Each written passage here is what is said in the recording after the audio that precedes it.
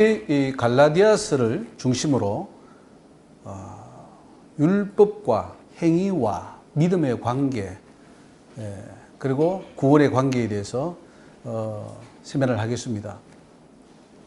제가 이 세미나를 준비하면서 굉장히 저는 마음속으로 기뻤습니다.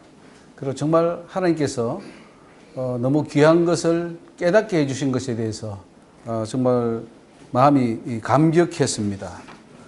그래서 이 갈라디아서가 오늘 이 세배를 하고 나면은 이제 갈라디아서만 아니라 로마서라든가 이 바울서 시인에 대해서 확 눈이 열릴 거예요. 눈이 열려서 저도 뭐 많은 세면을 했지만은 또 이 세면을 준비하면서 그동안 몰랐던 부분을 더 명확하게 알았고, 율법이 뭔지 또 바울이 썼던 그 율법과 그 행위와 그 관계에 대해서 뭔가 좀 찝찝한 게 남아 있었는데 이걸 준비하면서 하나님께서 명확하게 알게 해주셨습니다. 그래서 오늘 놀라운 하나님의 은혜를 기대하면서 이 세미나를 하겠습니다. 이제 세미나의 목표를 한번 보겠습니다. 세미나의 목표. 갈라디아서에서 율법의 행위가 나옵니다. 율법의 행위. 이 율법의 행위가 무엇인지를 깨닫고 또 어떻게 하면 율법의 행위는 의롭게 될 수 없다는 의미를 정확하게 이해하는 것이 오늘 목표입니다. 두 번째로 율법 중에 폐기된 율법이 있고 영원히 지켜야 될 율법이 있는데 이것을 구분하는 것입니다. 이걸 구분하지 못하면은 아무리 바울서 시를 읽어도 이게 뭔지가 혼동이 되어서 결국 종교개혁자들, 루터나 칼빈이나 뭐 그 전에 어거스틴부터 해서 모든 자들이 혼동되어 버린 것은 이것을 구분하지 못했기 때문입니다. 그래서 오늘 그거를 구분하는 것을 배우고요. 세 번째로 예수 그리스도의 십자가를 통하여 믿음으로 이렇게 되는 길이 열림으로 폐기된 율법들이 무엇인지를 확실히 이해하는 것입니다. 예수님의 십자가가 오기 전에는 그 법이 살아 있었으나 예수님의 십자가가 옴으로써 폐기된 법이 있어요. 그렇다고 해서 다 폐기된 건 아니에요. 그러니까 그걸 구분하는 게 굉장히 미묘했고 그걸 못했기 때문에 우리 기독교가 2000년 기독교 역사가 실패했다고 해도 과언이 아닐 정도로 심각한 문제입니다. 이 율법 문제를 복음의 관계를 정확하게 해결하지 못하면은 실컷 하고 결국은 딴 길로 가버리는 그런 결과가 오기 때문에 오늘 그것을 확실히 이해하는 것이고요. 네 번째로 예수를 믿음으로 이렇게 된 후에 다시 할례법과 제사법과 절기법과 정결의식으로 돌아가면은 왜 안 되는지 그 이유를 오늘 또 이해하는 것이 하나의 목표가 되겠습니다. 다섯 번째로 율법은 폐기해야 할 것인지 아니면 완성해야 할 것인지를 이해해야 됩니다. 지금 우리 기독교가 율법에 대해서 어떻게 보고 있습니까? 율법이라는 걸 볼 때 어떻게 보고 있어요? 이걸 뭐 폐기해야 됩니까? 아니면은 그냥 놔둬야 됩니까? 아니면 이걸 뭐 철저히 지켜야 될 법입니까? 어떻게 봅니까? 보통 우리 교회에서는 지금 어떻게 가르치고 어떻게 보고 있죠? 마치 복음에 대해서 대적하는 듯한 느낌을 주는 것이 율법이라고 생각하지 않습니까? 그러니까 율법과 복음을 나누어 가지고 율법은 구약, 복음은 신약이니까 이 복음이 왔기 때문에 구약의 율법은 우리를 대적하는 것이고 우리를 죽이는 법이기 때문에 이 법을 우리를 굉장히 좀 적대시하거나 우리의 죄를 자꾸 드러내기 때문에 아주 무서운 법이다. 뭐 이런 정도로 생각을 하는 거죠. 심지어는 율법 폐기론자가 있습니다. 율법 폐기됐다. 더 필요 없다. 그래서 이제는 예수만 믿으면 된다. 이렇게 이제 이해하는 사람들이 있어요. 그런가 하면은 또 뭐 율법을 지키긴 지키는데 어느 정도까지 지켜야 된다. 뭐 여러 가지 목사님들마다 다 해석이 다른데 그것을 오늘 확실히 또 이해해야 됩니다. 여섯 번째로 왜 구원과 심판의 기준이 십계명인 것을 이해해야 됩니다. 결국은 신약의 복음이 십계명을 완성하는 것이다. 자, 이런 정의는 어떻게 생각합니까? 신약의 복음은 십계명을 완성시키는 것이다. 이런 정의를 한번 우리가 내려본 적이 있습니까? 지금까지 한번 내려봤어요? 십계명은 복음과 좀 대치되는 개념입니까? 아니면은 복음을 완성시키는 개념입니까?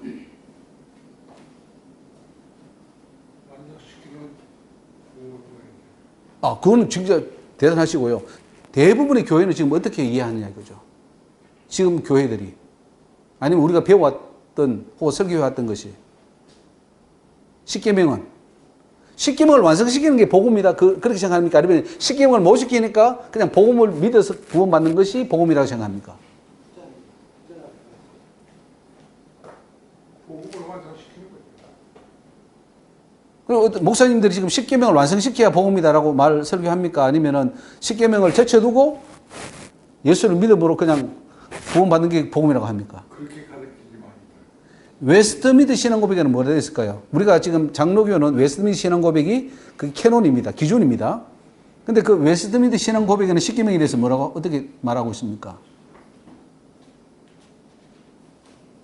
이 십계명의 법은 도덕법으로서 구원하고는 상관이 없다. 이게. 구원하고는 상관이 없으나 우리가 윤리적으로 도덕적으로 바로 사는 데는 많은 도움을 주기 때문에 이 세상에서 지키면 복을 받고 안 지키면은 징계를 받는다. 이렇게 십계명을 써놨습니다. 예. 어서 오십시오. 예. 그거는 맞을까요? 안 맞을까요? 예. 십계명은 구원하고는 상관이 없으나 우리의 징계나 상급을 받는 데는 도움을 준다. 이렇게 어떻게 생각합니까? 예. 어떻게 생각하셔요? 십계명은 구원하고는 상관없는 법이다. 행위법이기 때문에 십계명은 행위법이기 때문에 구원하고는 상관이 없으나 우리 이 세상에서 살아갈 때에 상급이나 혹은 징계에 대해서 관한 법일 뿐 구원하고는 상관없다. 이 규정은 어떻게 생각하십니까? 웨스트민트 신앙 고백의 규정인데 어떻게 생각하셔요?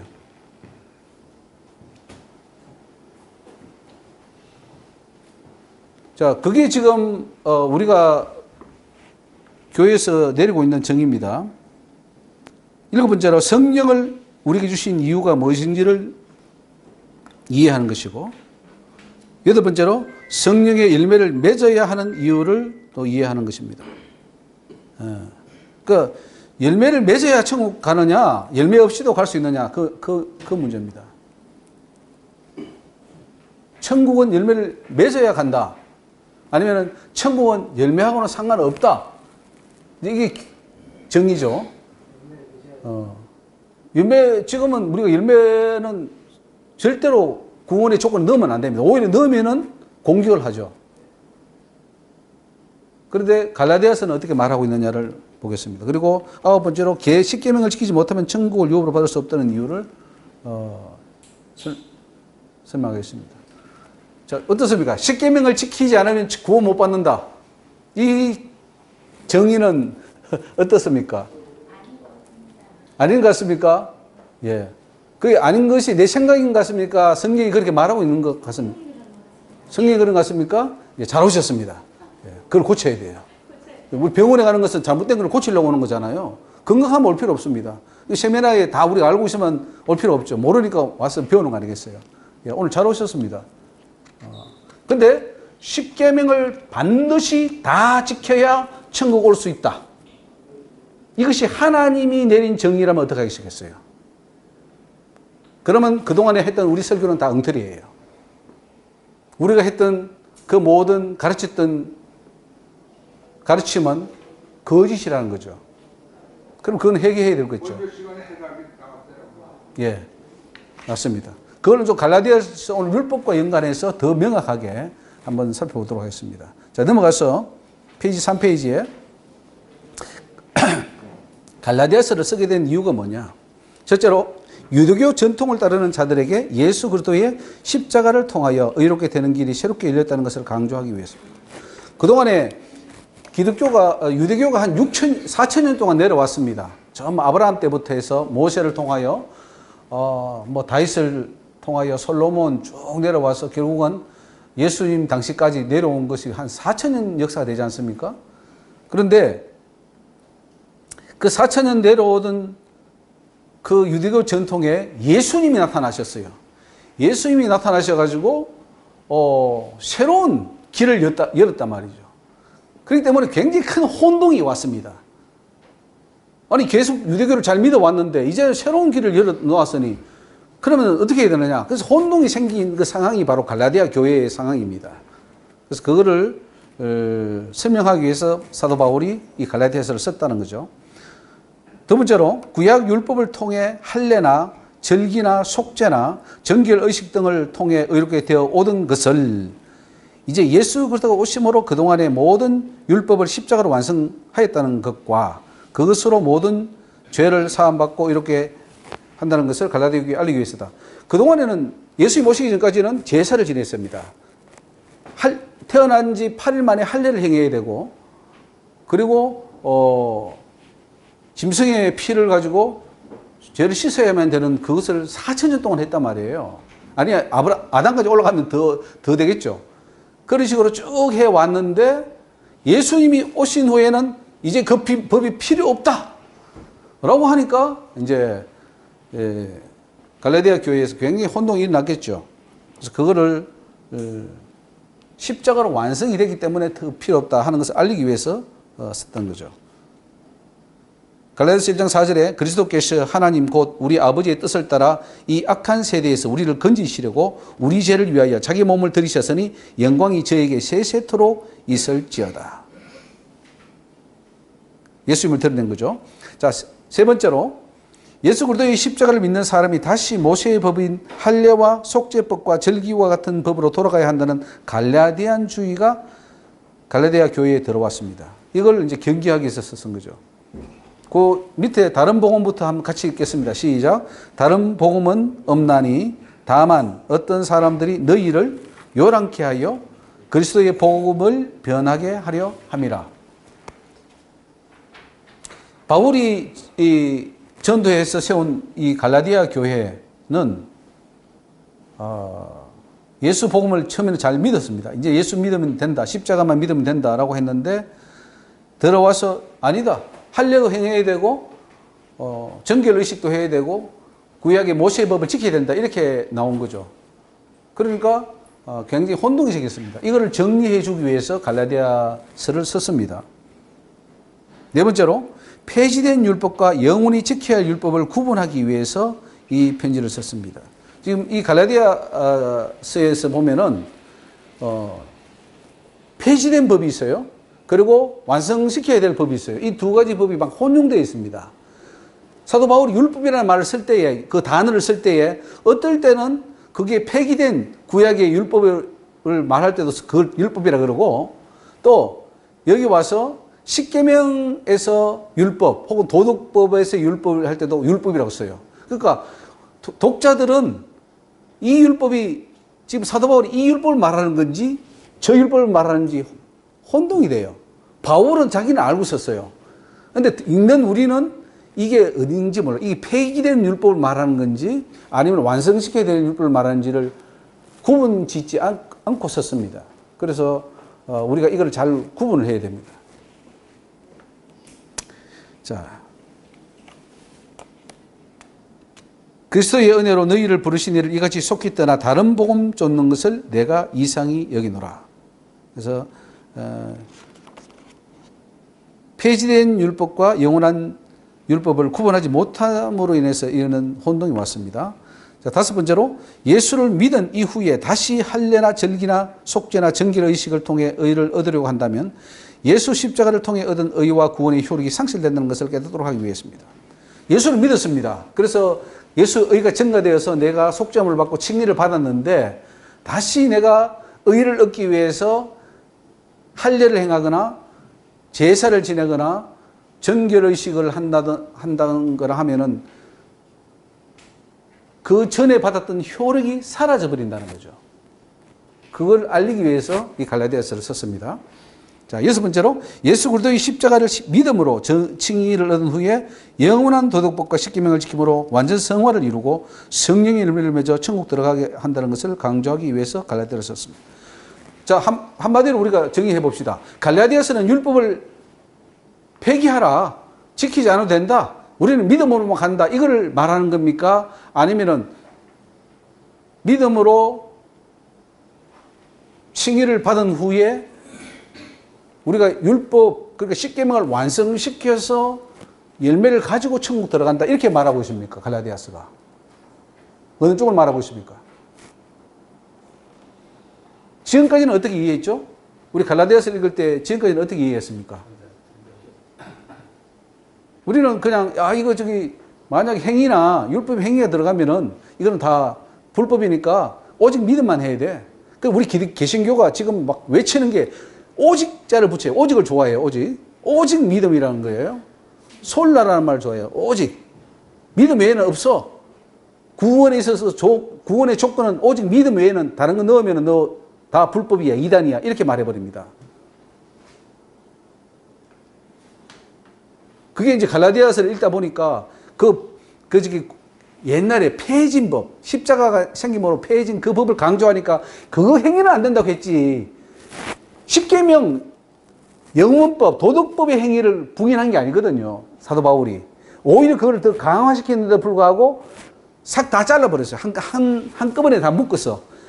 폐기된 법과 버리지 말아야 할 법까지 다 묶어서 버려버렸어요. 이게 우리가 잘못한 점입니다. 그래서 그거를 깨닫도록 하기 위해서 갈라디아를 썼습니다. 자, 넘어가서 5페이지에 같이 읽어보겠습니다. 시작. 할례법의 효력이 상실됨으로 인해 이제는 예수 십자가를 믿음으로 의를 얻게 됨을 증명할 필요가 있었다. 예, 어서 오십시오. 할렐루야. 예.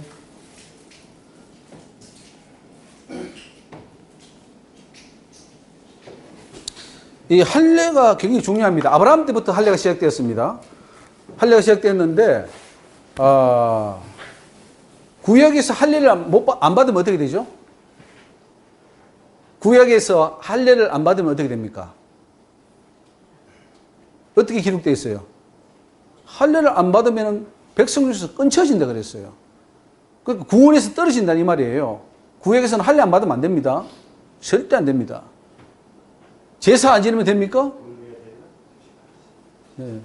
제사 안 지내면 됩니까? 짐승을 가지고 제사 안 지내면 제사 안 받을 수 있어요? 반드시 짐승의 피로 제사를 지내야 되고 1년에 3차례씩 성전에 가야 됩니까? 안 가야 됩니까? 1년에 성전에 올라가야 되고 그 법을 다 행해야 됩니다. 너무 복잡한 법이에요.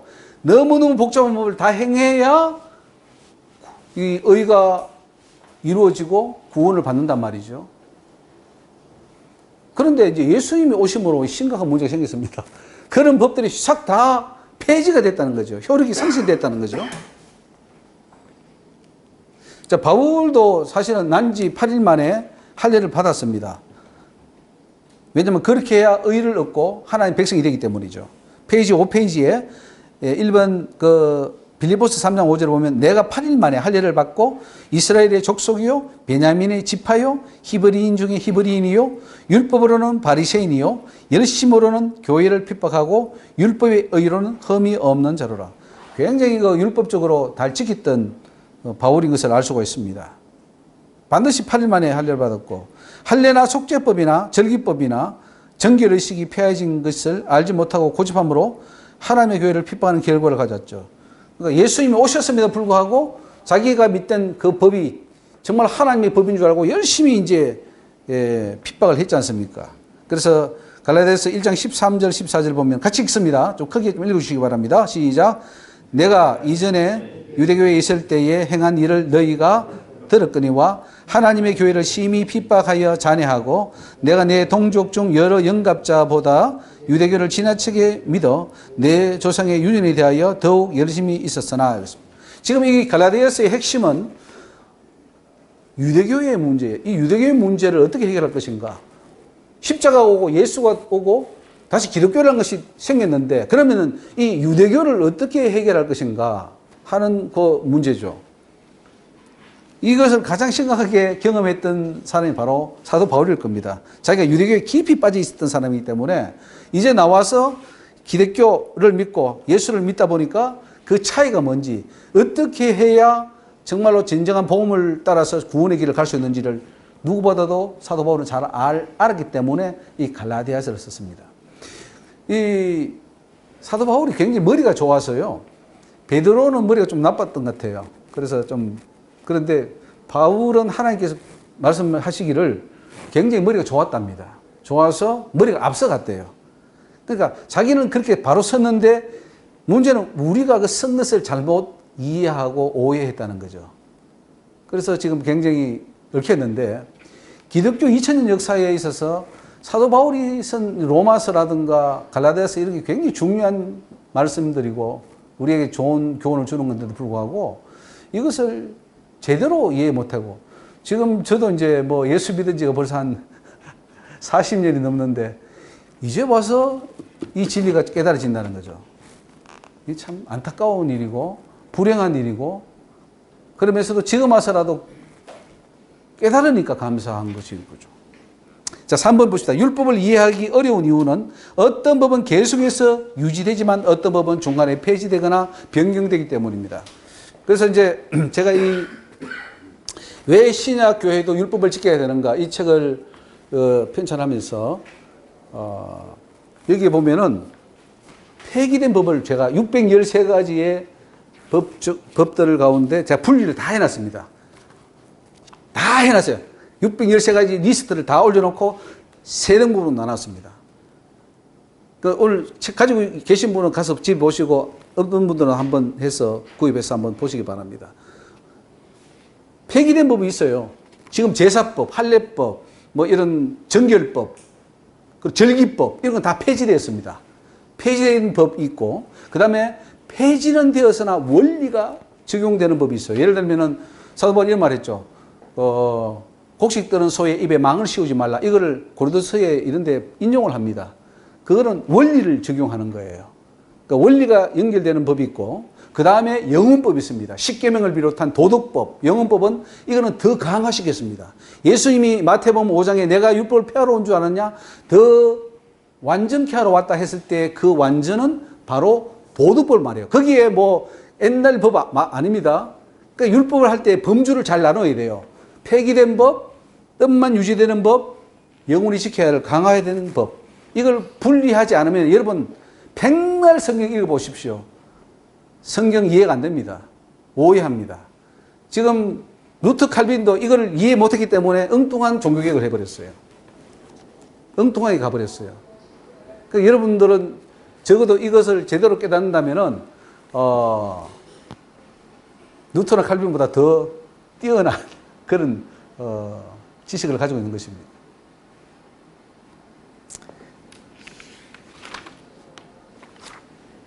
자, 히브리서 7장 11절 나오죠? 페이지 6페이지에. 페이지 6페이지.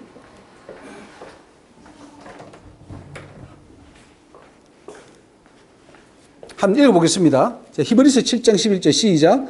레위 계통의 제사 직분으로 말미암아 온전함을 얻을 수 있었으면 백성이 그 아래서 율법을 받았으니 어찌하여 아론의 반차를 쫓지 않고 멜기세덱의 반차를 쫓는 별다른 한 제사장을 세울 필요가 있느냐. 제사 직분이 변역한 적 율법도 반드시 변역하리니 이것은 한 사람도 제단 일을 받들지 않는 다른 지파가 속한 자를 가리켜 말한 것이라. 이 율법이 바뀐다 그랬어요. 변역된다 그랬어요. 하나님의 말씀은 영원한다 그랬는데 여기서 율법은 바뀐다. 그럼 여기서 율법은 무엇을 말하는 겁니까? 여기서 율법이라고 했을 때 이 율법이 뭐죠? 어떤 율법을 말하는 겁니까? 제사법, 할례법, 예, 이런 법들이에요. 번제, 속죄제, 이런 법들은 예수님이 오실 때까지만 필요한 법들이에요. 그래서 이런 법들은 변역된다는 거죠. 예수님 오실 때까지만 필요한 법이죠. 자, 네 번째로 율법을 제대로 이해하기 위해서는 폐지된 법과 영원히 지켜야 할 법을 구분해야 된다. 히브리서 7장 18절 전옛 계명이 연약하며 무익함으로 폐하고, 자, 폐했습니다. 하나님의 말씀을, 그래서 이걸 구분합니다. 하나님의 말씀을 폐한 것이 율법이 폐해졌습니다.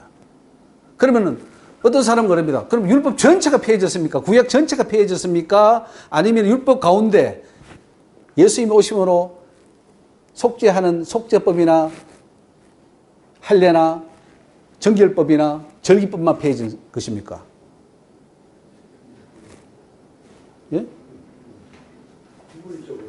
부분적으로.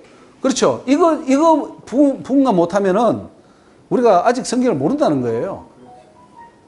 여기는 옛날 법, 그러니까 폐해진 법은 전액 계명이라는 것은 구약 전체를 말하는 게 아니라 구약 가운데, 율법 가운데 우리를 속죄하는 속죄법을 말합니다. 죄를 씻는 법에 관한 거예요. 예수 십자가가 뭡니까? 그 십자가는 죄를 씻는 거예요. 죄를 씻는 그 모든 법을 완성시킨 것이 십자가예요.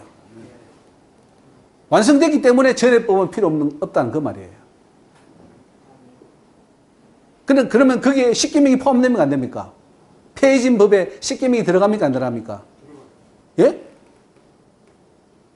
전례계명은 무익함으로 폐하고 이제는 예수 그리스도가 오심으로 새 법이 생겼다 이 말이에요. 그렇게 말했을 때 전에 법은 무슨 법을 말하는 겁니까?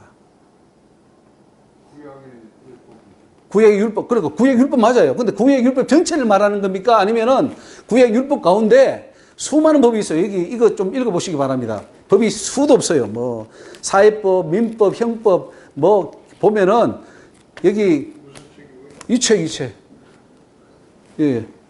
나중 필요하면 한 번씩 구입하시기 바랍니다. 왜 신약교회도 율법을 지켜야 되냐? 여기의 율법이 뭐냐면 여기 율법은 십계명을 말해요. 십계명, 영원법.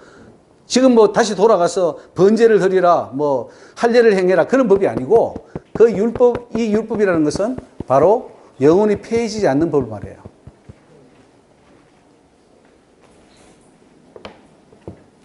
그 히브리서를 읽을 때도 거기에 제사법이 많이 나오고 폐해진 법이 나오는데 이걸 잘 이해하셔야 됩니다. 자, 넘어갑니다. 7페이지. 계시를 통하여 할례법이 폐하여진 것을 바울이 깨닫게 됩니다. 1번에 바울은 할례법이 예수 그리스도의 십자가로 인하여 폐하여진 것을 알았습니다. 처음에 몰랐기 때문에 그런 핍박하고 다녔는데 이것을 이제 깨달으면서 이것을 전파하는 자가 됐죠. 할례는 필요 없다. 할례는 끝났다. 이걸 외칩니다.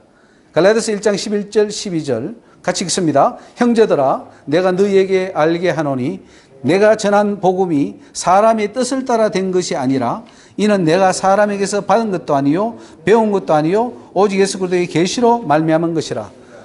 이 놀라운 할례법이 다 폐해지고 구약의 법이 폐해지고 모세가 했던 그 부분 어떤 법의 가운데 어떤 부분이 폐해졌다는 것을 안 것은 하나님의 계시입니다. 예수 그리스도가 계시해 주셨기 때문에 그가 이것을 깨닫게 됩니다. 자, 이번에 하나님은 바울을 통해서 구약에서 내려오던 속죄법이 예수 그리스도가 완성시켰다는 것과 그로 인해 더 이상 구약의 정결의식과 제사와 할례는 필요 없게 되었다는 것을 계시해 주신 것입니다. 히브리 7장 27절에 나오죠. 같이 읽습니다. 저가 저 대제사장들이 먼저 자기 죄를 위하고 다음에 백성의 죄를 위하여 날마다 제사 드리는 것과 같이 할 필요가 없으니 이는 저가 단번에 자기를 들여 이루셨음이니라. 율법은 약점을 가진 사람들을 제사장으로 세웠거니와 율법 후에 하신 맹세의 말씀은 영원히 온전케 되신 아들을 세우셨느니라. 이걸 이제 자꾸 구분하면서 계속 이 세미나를 따라오시면은 아마 명확하게 이제 이해가 되실 줄 압니다. 자, 3번으로 넘어가서 수천 년 동안 내려오던 할례법이 폐하여짐으로 굉장히 이게 아마 고독스러울 거예요. 할례 안 하면은 다 백성에서 떨어지고 그 죽고 백성이 될 수가 없는데 이스라엘 백성이 이제는 할례를 행하면 안 된다고 하니까 얼마나 큰 충격이겠습니까? 지금 이와 같은 거 오늘 우리 세미나에서도 강조할 부분이 하나 있는데 지금까지 우리가 믿기만 하면 구원받고 행함으로 구원 못 받는 했는데 행하지 않으면 지옥 간다 이렇게 말해버리면은 여러분 충돌하지 않겠어요? 머리 지진하지 않겠어요? 십계명을 누구든지 지켜서 구원 못 받는다고 했는데 십계명 안 지키면 구원 못 받는다 이렇게 해버리면은 오늘 이와 똑같은 거예요. 사도 바울이 말하는 건 똑같은 겁니다. 그리스도께서 우리로 자유케 하려고 자유를 주셨으니 그러므로 구식에 있어서 다시는 종의 멍에를 매지 말라. 이제 이런 말씀을 가지고요. 우리는 우리 예수님 오심으로 율법은 다 자유했어. 그러니까 우리는 자유해. 자신은 종의 멍에를 매지 마. 율법으로 돌아가지 마. 율법 안 지켜도 돼. 율법은 상관없어. 율법은 상급하고 상관 있고 구원하고 상관없어. 우리 예수 믿으면 돼. 이렇게 해석을 해버린 거예요. 심각한 문제죠. 이게 뭐냐면은 종의 멍에를 매지 말라는 이 말은 뭐냐면은 네가 다시 할례를 행하거나 네가 다시 짐승을 잡아서 제사를 지내거나 네가 다시 뭐 어떤 절기를 지키거나 이런 이 멍에를 매지 말라는 거예요. 그거 안 지키도 이제 너 예수만 믿으면 구원받아. 그 말이에요. 그렇다고 해서 율법을 안 지켜도 되느냐. 그 십계명을 다 같이 던져버렸어. 저거 율례와 함께 이런 그 정결법과 함께 할례와 함께 십계명과 영원히 지켜야 될 법까지 다 던져버린 것이 오늘 현대 교회입니다. 이건 오늘 이거를 분간해서 여러분들이 가야지만이 바른 목회, 영혼을 살리는 목회를 할 수가 있습니다. 뭐 지금 이러지만은 제일 뒤편에 이거 한번 보세요. 제일 뒤편에 한번 보세요. 그걸 항상 염두에 두고 한번 오늘 강의를 따라오시기 바랍니다. 자, 의롭게 되는 방법이 있는데 첫째 뭐예요? 유대 율법주의자는 어떻게 했습니까? 의롭게 되려면 어떻게 해야 되죠? 유대 율법주의자는 어떻게 했습니까? 할례를 행하고 속죄를 행하고 절기를 지키고 구약의 수많은 어떤 것을 행해야지만이 되는 그런 것이었죠. 자, 그러다가 갈라디안주의라 그럽니다. 갈라디아에서 시작됐기 때문에 갈라디안주의라 그러는데 갈라디안주의는 의롭게 되는 방법이 뭐죠? 십자가 은혜를 믿어요. 십자가 은혜를 믿은 다음에 또 뭐가 추가되어야 됩니까? 할례라든가 속죄법이 추가되어야 된다. 이게 바로 갈라디안주의예요. 이게 맞습니까? 어떻습니까? 이게 지금 갈라디아서에서의 핵심 문제고요. 세 번째로 우리 개혁주의, 지금 복음주의는 어떻게 믿습니까? 우리 복음주의는 오직 십자가, 오직 믿음, 오직 예수 이것만 있으면 의롭게 된다고 합니다. 이건 맞습니까? 이건 맞아요? 이게 맞다면은 성경은 오히려 못 쓰면 되겠죠. 자, 네 번째로 바울의 입장은 어떠냐? 십자가의 은혜를 받았으면 십계명으로 도덕법으로 완성을 시켜라. 이게 바울주의입니다. 성경이 말하는 거죠. 즉 우리가 예수 십자가를 믿는 목적은 십계명, 하나님의 계명을 완전히 지키기 위해서 그 은혜를 받는다는 거죠. 성령 받는 이유가 바로 그거라는 거죠. 자, 1, 2, 3, 4번이 이렇게 입장이 있는데 어떻습니까? 십자가의 은혜로만 의롭게 돼서 천국 갈 수 있습니까? 아니면 십자가의 은혜를 받은 자가 하나님의 계명으로 완전히 완성되어서 천국 가는 것입니까? 완성되어서 갑니까? 그러면 지금 우리가 지금 가르치고 있는 교단 교리라든가 칼빈주의라든가 개혁주의 신학은 어떻습니까? 그 신학으로 갈 수 있습니까? 없습니까? 갈 수 있어요?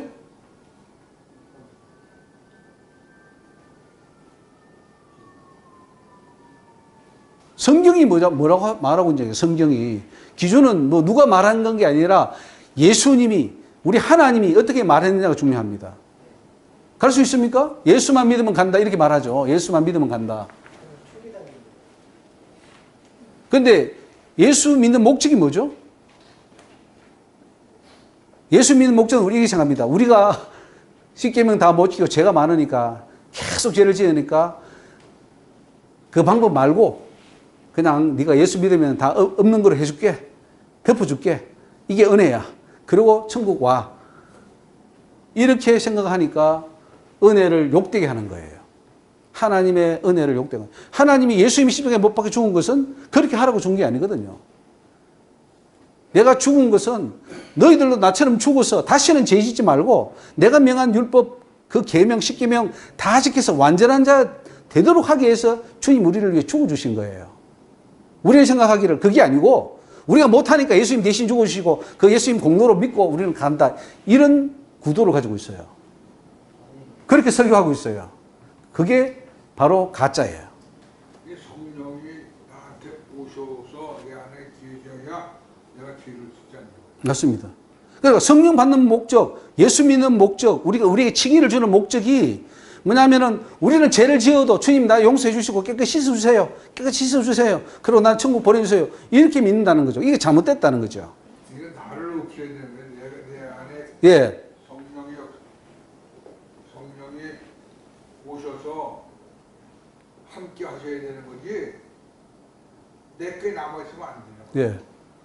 내가 죽는 거죠. 그리고 그 로마서 6장에 보면은 내가 그리스도와 함께 십자가에 죽는 거예요. 죽어버림으로써 나는 없어지고 내 속에 예수가 옴으로써 예수는 완전한 물이잖아요. 그 완전한 물이 내 속에 삶으로써 내가 완전한 삶을 살아가는 거죠. 4번하고 5번하고 차이점이 뭡니까? 똑같은 겁니까? 잠깐만요. 4번? 4번은 바울 입장과 베르시 교회인데. 아, 예. 4번하고 5번하고는 거의 비슷하다고 보면 됩니다. 예. 예. 왜냐면 또 바울주의 하면 또 그 바울주의는 또 안 되거든. 사람주의는 아니에요. 우리는 뭐 오직 하나님주의지.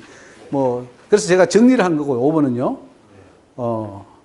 바울은 그렇게 말합니다. 예수님하고 그 마태복음하고 로마서는 거의 같아요. 같은 말이에요. 근데 그걸 자꾸 우리는 대립구도로 보는 거죠.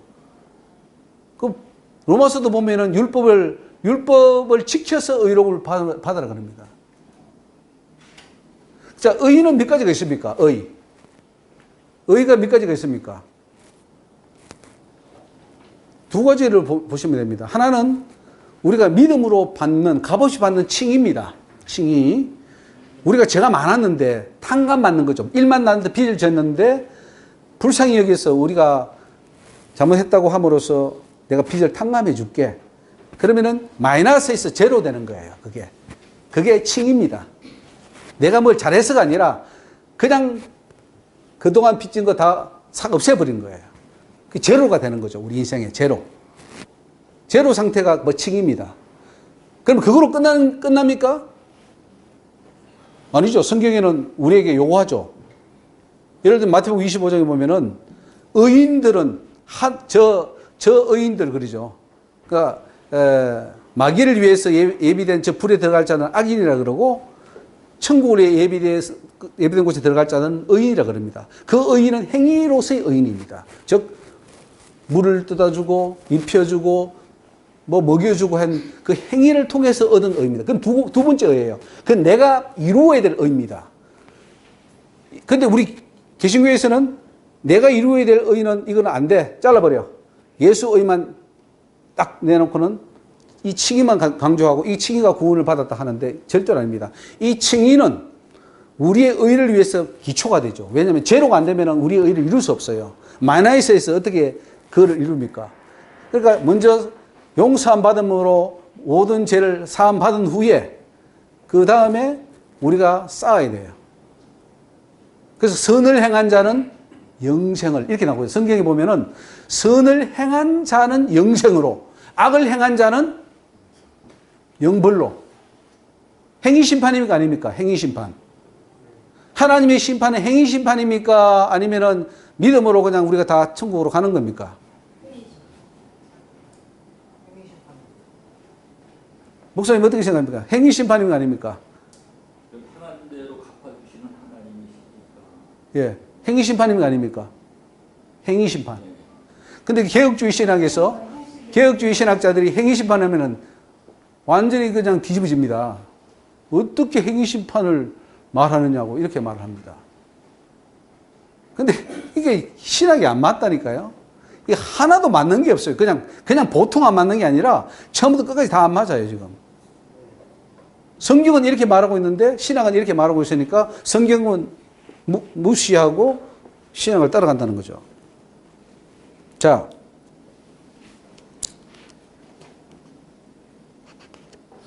4번에 할례법이 예수 십자가 사건으로 그 효력이 이제 상실되어 버렸습니다. 완성이 되고 상실된 거죠. 예수님이 십자가에 달려 돌아가시기 전까지는 할례법이 유효했습니다.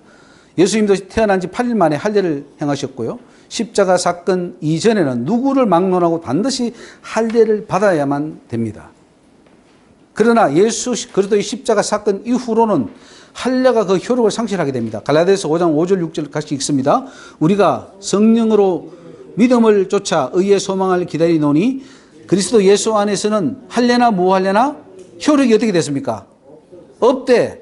사랑으로서 역사는 믿음뿐이니라 그랬습니다. 예. 효력이 상실됐어요. 십자가로 완성이 됐다는 그 말입니다. 자, 3번. 이제는 할례로 이렇게 되는 것이 아니라 예수 그리스도를 믿음으로 이렇게 됩니다. 할례 안 하게 됩니다. 우리 지금 할례 안 행해도 전혀 문제 없습니다. 예수만 믿으면 의롭게 될 수 있어요. 자, 히브리서 9장 22절 우리 율법을 쫓아 같이 읽어봅시다. 율법을 쫓아 그의 모든 물건이 피로써 정결하게 되나니 피 흘림이 없은즉 사함이 없느니라. 그러므로 하늘에 있는 것들의 모형은 이런 것들로서 정결케 할 필요가 있었으나 하늘에 있는 그것들은 이런 것들보다 더 좋은 제물로 할지니라. 그리스도께서는 참 것의 그림자인 손으로 만든 성소에 들어가지 아니하시고 오직 참 하늘에 들어가사 이제 우리를 위하여 하나님 앞에 나타나셨다 그랬습니다. 예수님이 참이기 때문에 그림자는 물러간다는 거죠. 네 번째로 구약의 번제나 속죄제나 피 뿌림이 십자가로 인하여 더 이상 효력이 없어졌습니다. 예수님은 구약의 속죄에 관한 율법을 십자가를 지심으로 다 이루고 완성을 하셨습니다. 그래서 이제 갈라디아서 2장 3절로 5절 보면은 이러는 말입니다. 그러나 나와 함께 있는 헬라인 디도라도 억지로 할례를 받게 아니하였으니 이는 가만히 들어온 거짓 형제 까닭이라. 저희가 가만히 들어온 것은 그리스도 예수 안에서 우리의 가진 자유를 엿보고 우리를 종으로 삼고자 함이로되 우리가 일시라도 복종치 아니하였으니 이는 복음의 진리로 너희 가운데 항상 있습니다. 그러니까 이제 가만히 들어온 사람들은 야 할례 행해야 돼, 번제해야 돼, 구약의 제사법 지내야 돼 이렇게 하니까 자유를 뺏어내는 거죠. 이미 우리는 자유해서 예수님이 십자가에 달려 돌아가심으로 이제 우리는 그런 행할 구약의 그 수많은 율법 조항을 안 지켜도 돼요. 속죄에 있어서 하는 수많은 뭐 절기법, 할례법, 뭐 이런 거, 짐승을 잡아서 드리고 뭐 이런 거 다 안 해도 됩니다. 안 해도 되는 그 자유를 가져고 누리는데 거짓 선지자들이 들어와서 다시 율법으로 돌아가라 하니까 그 자유를 뺏어가려는 거죠. 자, 5번. 그럼 바울이 말하는 다른 복음이란 무엇인가? 예. 바울은 예수 그리스도의 십자가와 그 피만이 인간의 죄를 씻고 의롭게 할 수 있다는 복음을 전파했습니다. 그런데 예수를 믿는 자가 다시 할례를 받아야만 된다고 하는 자들이 나타났습니다. 그래서 그런 자들을 향해서 그들은 다른 복음 전파하는 자다 그랬어요. 다른 복음. 즉 예수님의 피에다가 다시 구약의 할례, 속죄하는 그 속죄에 대한 조항들을 요구하는 것은 다른 복음입니다. 그거는 저주받을 일이다. 그 말이죠. 자, 갈라디아서 1장 8절 말씀 나오죠. 시작. 그러나 우리가 혹 하늘로부터 온 천사라도 우리가 너희에게 전한 복음 외에 다른 복음을 전하면 저주를 받을지어다. 우리가 전에 말하였거니와 내가 지금 다시 말하노니 만일 누구든지 너희의 받은 것 외에 다른 복음을 전하면 저주를 받을지어다. 오늘 여러분 굉장히 지금 중요한 우리 세미나에 지금 참여하고 있습니다. 이런 여러분 지금까지 듣도 보도 못한 우리 이 내용들을 우리 하나님으로 지금 받고 있는 거예요. 지금 이 부분을 우리는 개혁주의에서는 어떻게 해석했냐면은 내가 전한 복음 외에 다른 복음을 전하면은 저주를 받을지어다. 그래서 즉 행위를 요구하면은 다 저주받는다. 지금 개혁주의는 그래요. 십계명 요구하면은 십계명 지켜야 구원받는다 이렇게 하면은 저주를 받을지어다 이렇게 나옵니다. 그러니까 이게 도매금으로 다 넘겨버린 거예요. 아니 넘길 건 넘기고 즉 폐지된 법은 넘기고 지켜야 할 법은 지켜야 되는데 지켜야 될 법까지 도매금으로 같이 넘겨버렸어요. 그러니까 우리는 다 범죄자예요. 우리는 하나님 앞에 해결할 게 너무 많습니다. 잘못되게 믿었어요. 잘못되게 가르쳤어요.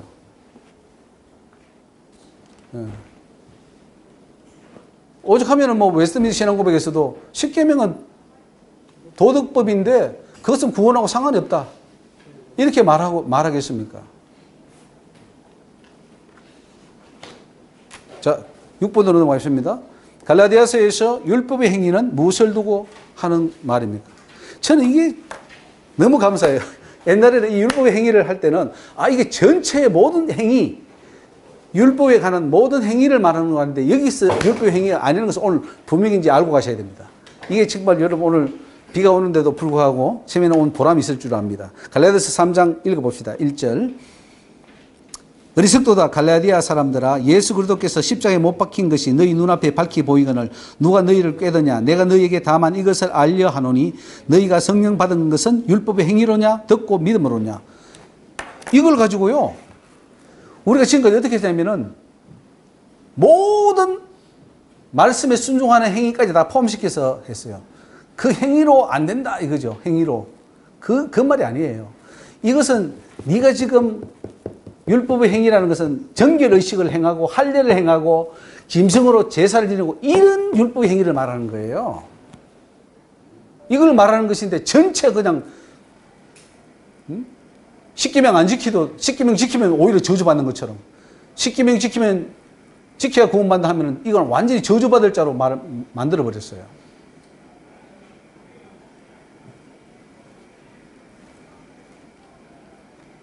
예수님이 오심으로 할례법 저 위에 1번 갈라디아서에서 율법의 행위란 할례를 두고 하는 말입니다. 의롭게 되기 위해서 할례를 받는 것을 율법의 행위랍니다. 자, 이제 구분이 됩니까? 어떻습니까? 한번. 율법의 행위가 이해가 됩니까? 이거 이해하셔야 됩니다. 그러면은 바울 쓰신 로마서부터 쫙 다 해결돼요. 율법의 문제가 해결됩니다. 자, 율법의 행위로는 의롭다함을 받을 수 없다 했을 때 그 율법의 행위가 뭐냐는 거죠. 어떻습니까? 율법의 행위로 의롭다함을 받을 수 없다. 목사님 어떻게 생각하셨어요? 율법의 행위로 의롭다함을 받을 육체가 없다고 하니까 어떻게 그동안에 이해했었습니까? 잘못 줄 알았죠. 예? 잘 전체를 얘기를 하니까 잘못 집어넣고 분석을 하니까 그게 아닌데 분석하기 전에는 그런 말 할 때 예. 이거 뭐가 잘못된 거 같이 생각했잖아. 이렇게 딱 나누니까 이제 확실히 알았지. 예, 예. 좀 이해가 됩니까? 이해가 되죠. 부분적으로 할 것을 전체적으로 얘기를 하니까. 그렇죠. 율법 행위로 의롭다함을 받을 수 없다 하니까 이거 전 인간이 그래서 지금 논쟁이 지금 아직도 논쟁하는 게 믿음이냐 행위냐 이 가지고 생각 행위 구원론이냐 오직 믿음으로 구원받느냐 이거 가지고 지금 싸우고 있어요. 구약에 예. 할례법, 제사법을 폐한 거지. 예. 예? 예. 예수님이 오셔서 그걸 폐한 거예요. 예, 예. 근데 다른 거 가지고 얘기를 하면 십계명 피했습니까? 십계명을 예수님이 피했나요? 오셔가지고? 아니 쉽게 영혼법이죠, 영혼법. 예. 그러니까 아니 이거 저기 마태복음 5장에 보면 예수님이 내가 율법을 폐하러 온 것이 아니라 완전케 하러 왔다.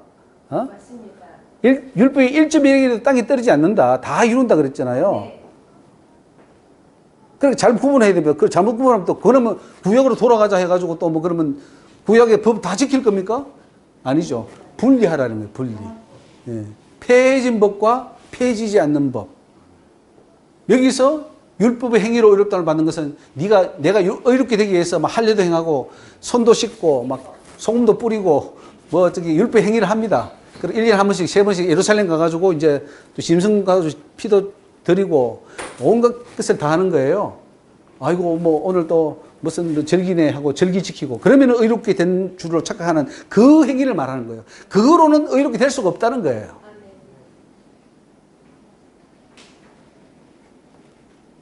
이것만 여러분들이 이해한다면 여러분은 진짜 박사감들이에요. 진짜 하나님의 종들이에요. 예. 진짜입니다. 이거를 칼빈도 몰랐고 루터도 몰랐고 박형용 박사도 몰랐고 박윤선 박사도 몰랐고 총신의 학장도 몰랐고 장신의 학장도 몰랐고 감리교의 학장도 모르고 총장도 모르고 다 몰랐어요. 내가 지금까지 이런 거를 들어본 적이 없거든요. 한 번도. 성신에서 그렇게 안 가르쳤어요? 정신에서 가르쳐 그러니까 어물어물해요. 총신은 어떻게 가르치냐면은 총신에는 행위가 칼빈주의 그래요. 행위는 0%다. 우리 구원에 있어서. 오직 은혜만이 100%다. 이렇게 가르쳐요. 만약에 0.1%라도 넣으면 이단으로 지목합니다. 행위를 우리가 0.1% 넣으면. 그게 칼빈주의예요. 100% 오직 은혜다. 행위는 절대 들어가면 안 된다. 왜냐면 이런 걸 잘못 오해한 거죠. 행위로는 어렵게 될 수 없잖냐고 이런 구절을 내밀어요. 봐라. 여기 율법의 행위로 의롭다함을 받을 육체가 없지 않냐? 그 행위는 그 행위가 아니에요. 율법의 행위지. 아니 그러니까 아니 그게 아니라 율법이라는 말을 사도 바울이 좀 용어를 선택을 잘못했어요.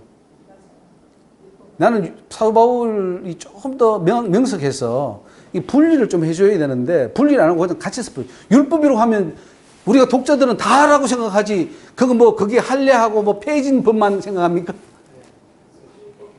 율법이 얼마나 넓은데 거기에는 예? 여기에 수많은 속죄법, 민법, 형법, 상법 뭐 그리고 전쟁법, 제사장법 수없는 법이 있어요. 여기에 이 법 가운데 분리를 해줘야지. 분리를 안 하고 그냥 율법의 행위로 이렇게 해버리면 안 되지. 그래서 신학교를 가면 좋은 신앙이 그렇게 자꾸 주입을 시켜버리니까 아까 같이 주입을 시켜버린 거 신학교에서 신학을 많이 한 사람은 더 고집이 세지죠. 그러니까 지금 여러분 제가 이거는 제 말이 아닙니다. 하나님께서 가르치신 말씀이에요. 철학과 신학은 사단이 만들었다 그랬어요. 그리고 신학교도 사단이 장악했다 이게. 왜냐면 신학교 가서 배우는 게 이런 거 배우거든요. 그러면은 배우면은 이게 진리가 들어가는 게 아니라 오히려 사단적인 것이 요소 나와가지고 더 배나 지옥적식을 만드는 거예요. 근데 그 과정은 반드시 좀 필요하잖아요. 반드시 필요하니까 필요악인데 그럼 결과가 어떠냐 하면은 그 목사님들이 그 뜨거웠던 신앙이나 그 순수했던 믿음이 오히려 더 사단 쪽으로 가버리죠. 구원의 문을 막는 거죠. 그 과정을 거쳐가지고 은혜와 지혜함을 그래서 바울도 율법은 그리스도인이 이끄는 몽학 선생이라 했거든요. 자, 이제 그것도 이제 뒤에도 나오겠습니다만은 그 율법이라고 했을 때 그 율법이 뭐죠? 그 율법은요, 전체를 말하는 게 아니고 오늘 말하는 이 폐해진 법을 말합니다. 즉, 예수님이 오실 때까지 필요했던 그 법이죠. 폐해진 법. 즉, 예수님이 짐승의 피로 제사 지내드는 것을 자신의 피로 제사 지내기 때문에 그때까지 필요했던 그걸 몽학 선생이라고 그래요. 전체를 말하는 거 아니에요. 그러니까 잘못 적용해버리면 우리는 말씀을 굉장히 오해합니다. 오해하고는 내가 맞다고 생각하는 거죠. 지금 우리 한국의 학자들 중에 율법과 복음에 대해서 명확하게 설명할 수 있는 학자가 저는 없다고 생각합니다. 없어요. 있으면 소개시켜 주세요. 제가 그번에 좀 배우게. 누구예요? 뭐 서철원 교수가 그래요? 아니면 장신대 뭐 정량복 교수가 알아요? 아니면 뭐 감리교회 또 누구가 알아요? 누구예요? 유병현이 옛날에 그림 따라가고 있다는 사람. 그러니까 이게 지금 심각한 문제입니다. 오늘 이 세미나는 보통 심각한 문제가 아니에요. 그리고 그걸 해결하는 정말 이 장소예요. 저도 세미나를 많이 했지만 오늘 이 세미나를 너무 저는 기뻤어요. 하나님께서 이 율법에 대해서 좀 더 명확하게 바울이 쓴 그 용어에 대해서 명확하게 이해할 수 있도록 줬기 때문에 더 확실히 로마서, 갈라디아서, 에베소가 열린다.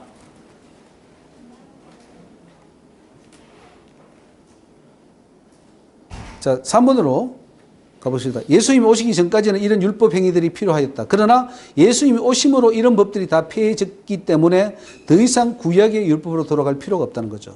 자, 갈라디아서 2장 18절 읽어봅시다. 시작. 만일 내가 헐었던 것을 다시 세우면 내가 나를 범법한 자로 만드는 것이라.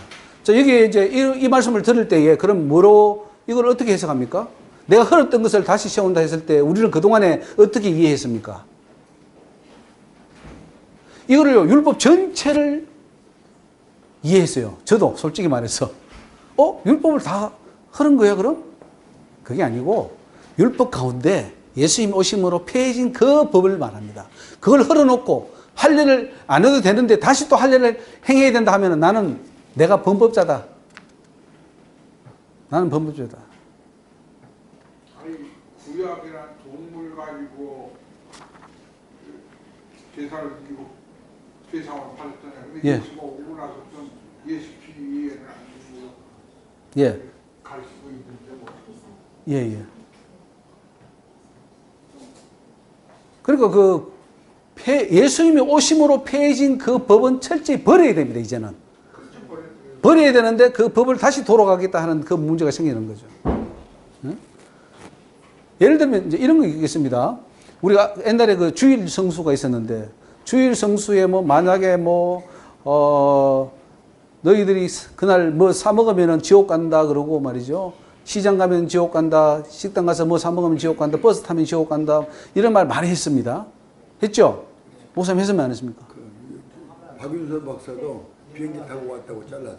지금도 그리고 저기 총신에서도 지금도 주일날 돈 주면 윤석전 목사가 그 여전도서가 있었는데 그날 가스가 떨어져서 밥하는데 가스를 시켰어요. 잘랐어요. 자, 그거는 바로 갈라디안주의입니다. 갈라디안주의예요. 그게 좋은 신앙으로 생각하잖아요.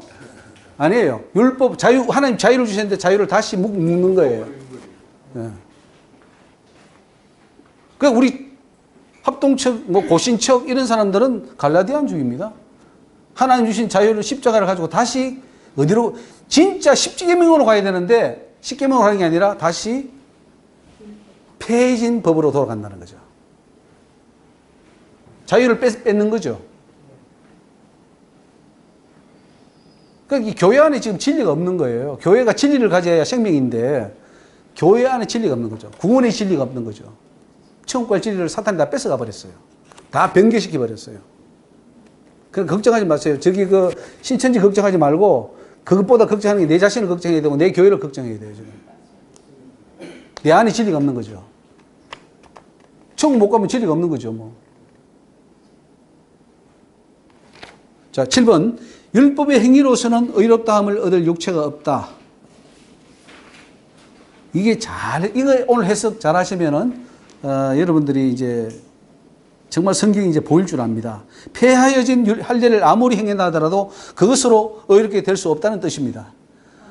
여러분, 할례 열심히 하십시오. 그리고 열심히 짐승이 필요하면 제사를 지내보십시오. 깨끗해지나 안 깨끗해지나. 절대로 의롭게 되지 않죠. 아무 효력도 없습니다. 오히려 죄만 지을 뿐입니다. 그 말이에요. 율법의 행위라는 것은 그런 할례, 짐승의 피, 뭐 이런 절기 지키고 뭐 이런 걸 말하는 거예요.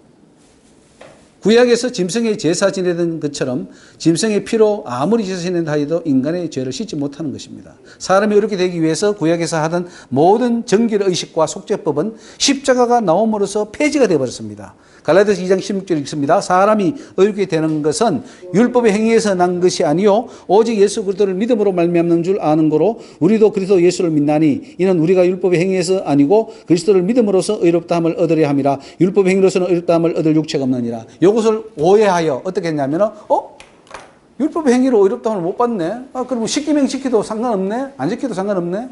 이렇게 나갔어요. 죄 지어도 상관없네.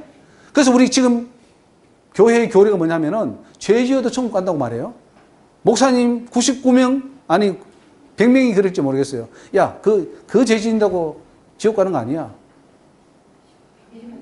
천국 간다고 그래요. 그래요, 안 그래요? 야, 그 죄 지은다고 지옥 가려고 하면 다 지옥 가겠네. 이렇게 말합니다. 그 죄라는 개념 자체를 이해를 못하고 예. 뭐가 죄인지를 예. 그걸 이해를 못하니까 나는 죄가 없다고 생각하거든요. 나는 죄가 없다는 생각도 있습니다. 맞습니다. 나는 죄가 없다는 생각도 하나 있고 죄의 개념을 이해를 못하니까 또 이해를 못하니까 나는 죄가 없다고. 죄를 심각하게 생각 안 하는 거죠. 왜냐면은 죄를 심각하게 생각하는 이유가 죄를 지어도 뭐 천국 간다고 하니까 지옥 안 간다고 하니까 이런 말씀에서 다 근거하는 거예요. 이 말씀에서 근거하는 겁니다. 율법으로는 의롭다면 육체가 없으니까 우리는 다 죄인이니까. 예수만 믿는다고 고백하면 된다고. 이 말씀을 잘못 오해해버리면 큰일 나는 거예요. 예. 혹시 뭐 주차가 2시간이니까 넘으면은 또 돈을 받으니까 혹시 2시간 넘으면은 주차 한번 나갔다가 나오시면 된다 이 말씀 하는 거예요. 넘어가면 시간당 30불. 요금 내는 그건 괜찮습니다. 오케이. 시간당 30불. 예, 알겠습니다. 예, 알았습니다. 예, 자, 시간당 공짜. 예. 1시간. 30불이 아니고 3천. 갈라디아서 2장 16절 이 말씀을 우리는 그동안 다 오해했습니다. 제대로 해석하는 분이 없어요, 지금. 그 누구도 한 명도 지금 이 구절을 제대로 해석하는 사람이 없어요. 다 오해해버렸습니다. 율법의 행위로서는 의롭다는 육체가 없어. 그러니까 우리 다 죄인이야. 그러니까 하나님 믿으면 은혜로 구원받아. 행위로 구원받지 않아. 이게 결론. 오케이 하고 끝이에요. 이렇게 되면 어떻게 됩니까? 그렇게 생각하지 않습니다. 그렇게 생각하지 않습니다. 우리 개신교에서는 행위를 말은 그렇게 하지만은 그 행위가 구원을 좌우지우지한다고는 말하지 않아요. 절대로 말하지 않습니다. 행위를 집어넣으면 이단이라 그래요. 행위가 구원의 조건이 들어가 버리면 이단이라 그런단 말이죠. 그리고 하나의 결과로서 오케이. 그러나 그 결과가 뭐 얼마가 되든 상관없어요. 그냥 그렇게 말하는 거예요. 생각 있는 저희 교수님들은 그렇게 가르치거든요. 믿음 안에는 행위가 다 들어가 있다. 요즘 그게 이제 하이퍼, 그러니까 아주 극단적인 칼빈주의에서 온화한 칼빈주의자로 온 그 고실의 박형돈 교수나 이런 사람들 그렇게 말합니다. 행위가 들어간다고, 행위가 따라온다고. 그런데 행위가 조건은 아니에요. 결과지. 그렇게 말해버리면은 그거 틀린 거예요. 그 말도 맞는 것 같으나 맞지는 않습니다. 요즘 행위를 칼빈주의자들도 행위를 많이 강조합니다. 행위를. 옛날에 비해서. 옛날에 행위를 완전히 잘라버렸거든요. 지금 극단적 칼빈주의자들은 완전히 잘라버렸는데, 그나마 이제 온화한 칼빈주의자들은 그래도 행위가 따라와야 된다. 이게 많이 강조를 하지만은, 그러나 그것이 조건은 아니다. 근데 성경은 분명히 조건이에요. 행위가 심판의 기준이고 조건이고 그걸 가지고 하는데 그건 아니다. 라고 하는 거죠. 그러니까 이 성경 구절을 잘 이해를 못 하는 거죠. 율법의 행위로. 그러니까 이제 근본적으로 다가려면은요, 지금 이제 우리가 많이 했지만은 원죄론을 다시 해야 됩니다. 원죄가 없습니다. 원죄를 전제해버리면 다 끝나버려요. 다 틀려버립니다. 원죄가 없어야지만이 완전 성화로 가서 하나님 원하는 그 구원으로 갈 수 있는 건데, 원죄로 딱 막아버리면, 어스틴이 원죄로 딱 막아버렸으니까 내려오는 수많은 교회들이 개혁을 일으키든 뭐 이렇게 하든 파가 이렇게 나뉘든 다 잘못되게 되어 있습니다. 그 원죄에 대해서는 다시, 만약에 원죄가 있다면 하나님이 영혼을 창조하지 않는 것이고 하나님을 부인하는 것입니다. 원죄가 있다는 것은. 그러니까 이런 것들을 이제 전체를 다 이해하셔야 되는데, 그래서 율법의 행위로는 의롭다함을 받을 육체가 없다. 이 말은 폐해진 법을 말합니다. 폐해진 법. 그러나 십계명을 통해서는 우리가 의를 얻어야 됩니다. 십계명과 행위를 통해서 마지막 심판할 때 마태복음 25장에 예수님이 잘 보여주셨는데, 마지막 심판할 때는 행위 가지고 합니다. 선행을 했느냐 안 했느냐 가지고. 어제 제가 어떤 병원에 가서 그 간호사 권사님한테 이야기하니까 선행을 해야 구원 받습니다라고 하니까, 그럼 우리가 불교하고 비슷하네요 그러더라고요. 불교가 우리를 카피했습니다 그랬죠. 그래서 제가 요한복음 5장하고 또 갈라디아서하고 로마서하고 보여줬습니다. 선을 행한 자는 영생으로, 생명의 부활로. 그래서 악을 행한 자는 영불로, 사망의 부활로 나온다. 이건 예수님이 하신 말씀이에요. 그러니까 왜 믿느냐이죠. 믿음으로 우리는 구원받는 게 아니고, 믿기 때문에 그 믿음을 가지고 선을 행하기 때문에 구원받는다. 이렇게 말해야 정확한 답입니다. 그것을 그 율법 아래서는 자기 의로 행해서 행위라고 그러고, 네. 이제 의례와 진리 안에 들어가서는 행위가 아니고 순종이지요. 하나님의 말씀을 순종하는. 순종 맞습니다. 순종도 열매죠. 같은 거를 행하는데 예. 자기 의로 행하는 맞죠. 거냐, 순종으로 행하느냐. 예, 그 부분도 있습니다. 차이죠, 그게. 예, 그런 차이도 있지만은 우리 기성교회에서는 행위 자체를 부정해 버리니까요. 맞습니다. 행위 자체를 부정해 버리는 거예요. 그 부분도 맞습니다. 하되 또 자기 의로 하는 것은 안 돼요. 예수 이름으로 해야 되는 거죠. 이런 목사님들 성향에 따라서 윤석철 목사님 같은 경우는 행위를 굉장히 강조하고 율법주의예요. 행위인데 율법주의 행위예요. 그러니까 이거 지금 아까 말씀드렸잖아요. 아까 주일날 그 가스시킨다고 잘라버리는 것은 그거는 갈라디안주의예요. 그거는 폐기된 율법을 돌아가는 거예요.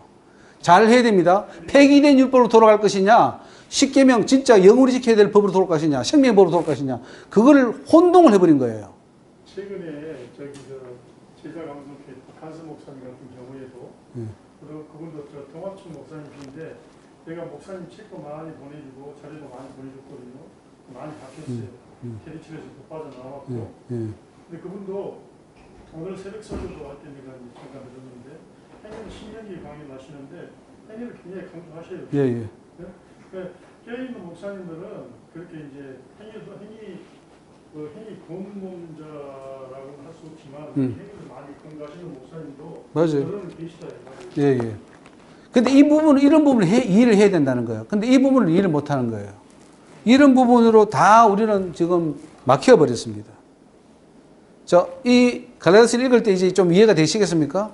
율법의 행위로는 의롭다함을 얻을 육체가 없다. 그래서 이것은 폐기된 율법으로 돌아가는 걸 말하는구나. 이렇게 이제 이해가 되시면은 갈라디아서를 제대로 이해하시는 거죠.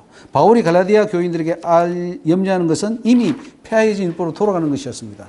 절기법을 지킴으로 이렇게 대하는 것이 얼마나 헛되며 어리석은 것을 말하는데, 갈라디아서 4장 10절 11절에 뭐라 그럽니까?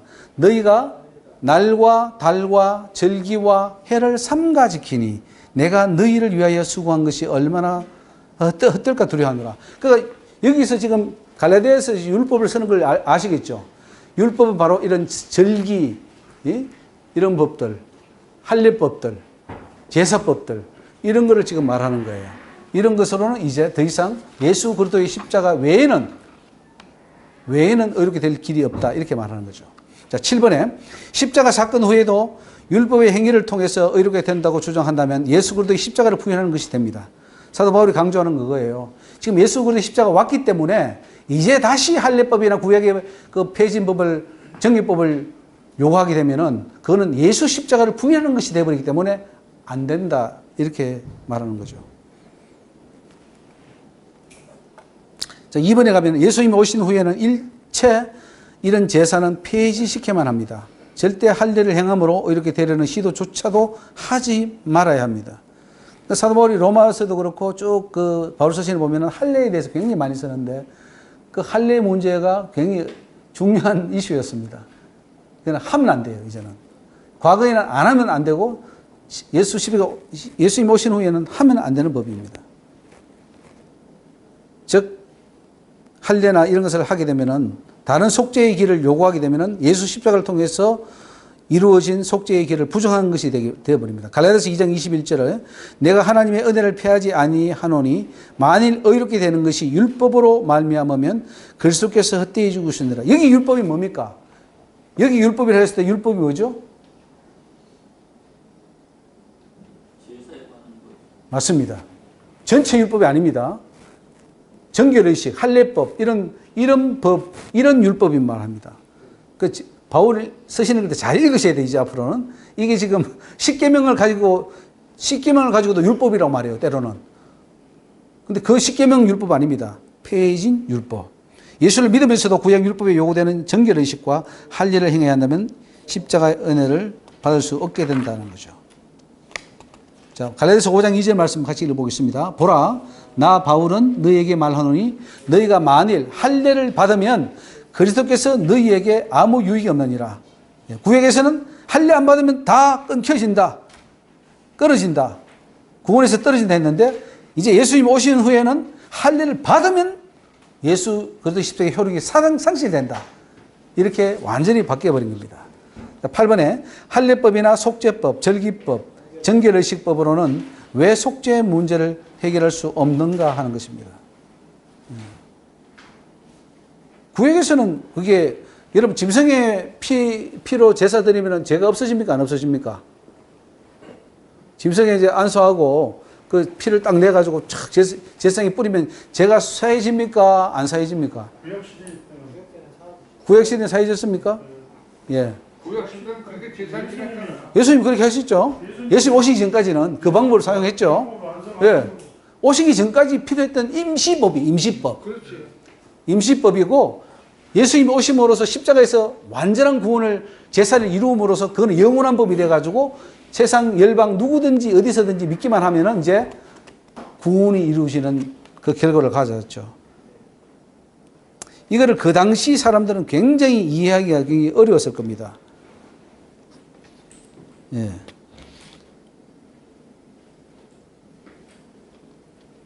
넘어가겠습니다. 9번에 예. 목사님 잘 다녀오십시오. 예. 하나님은 인간의 죄 문제를 해결하기 위해서 어떤 방법을 사용하십니까?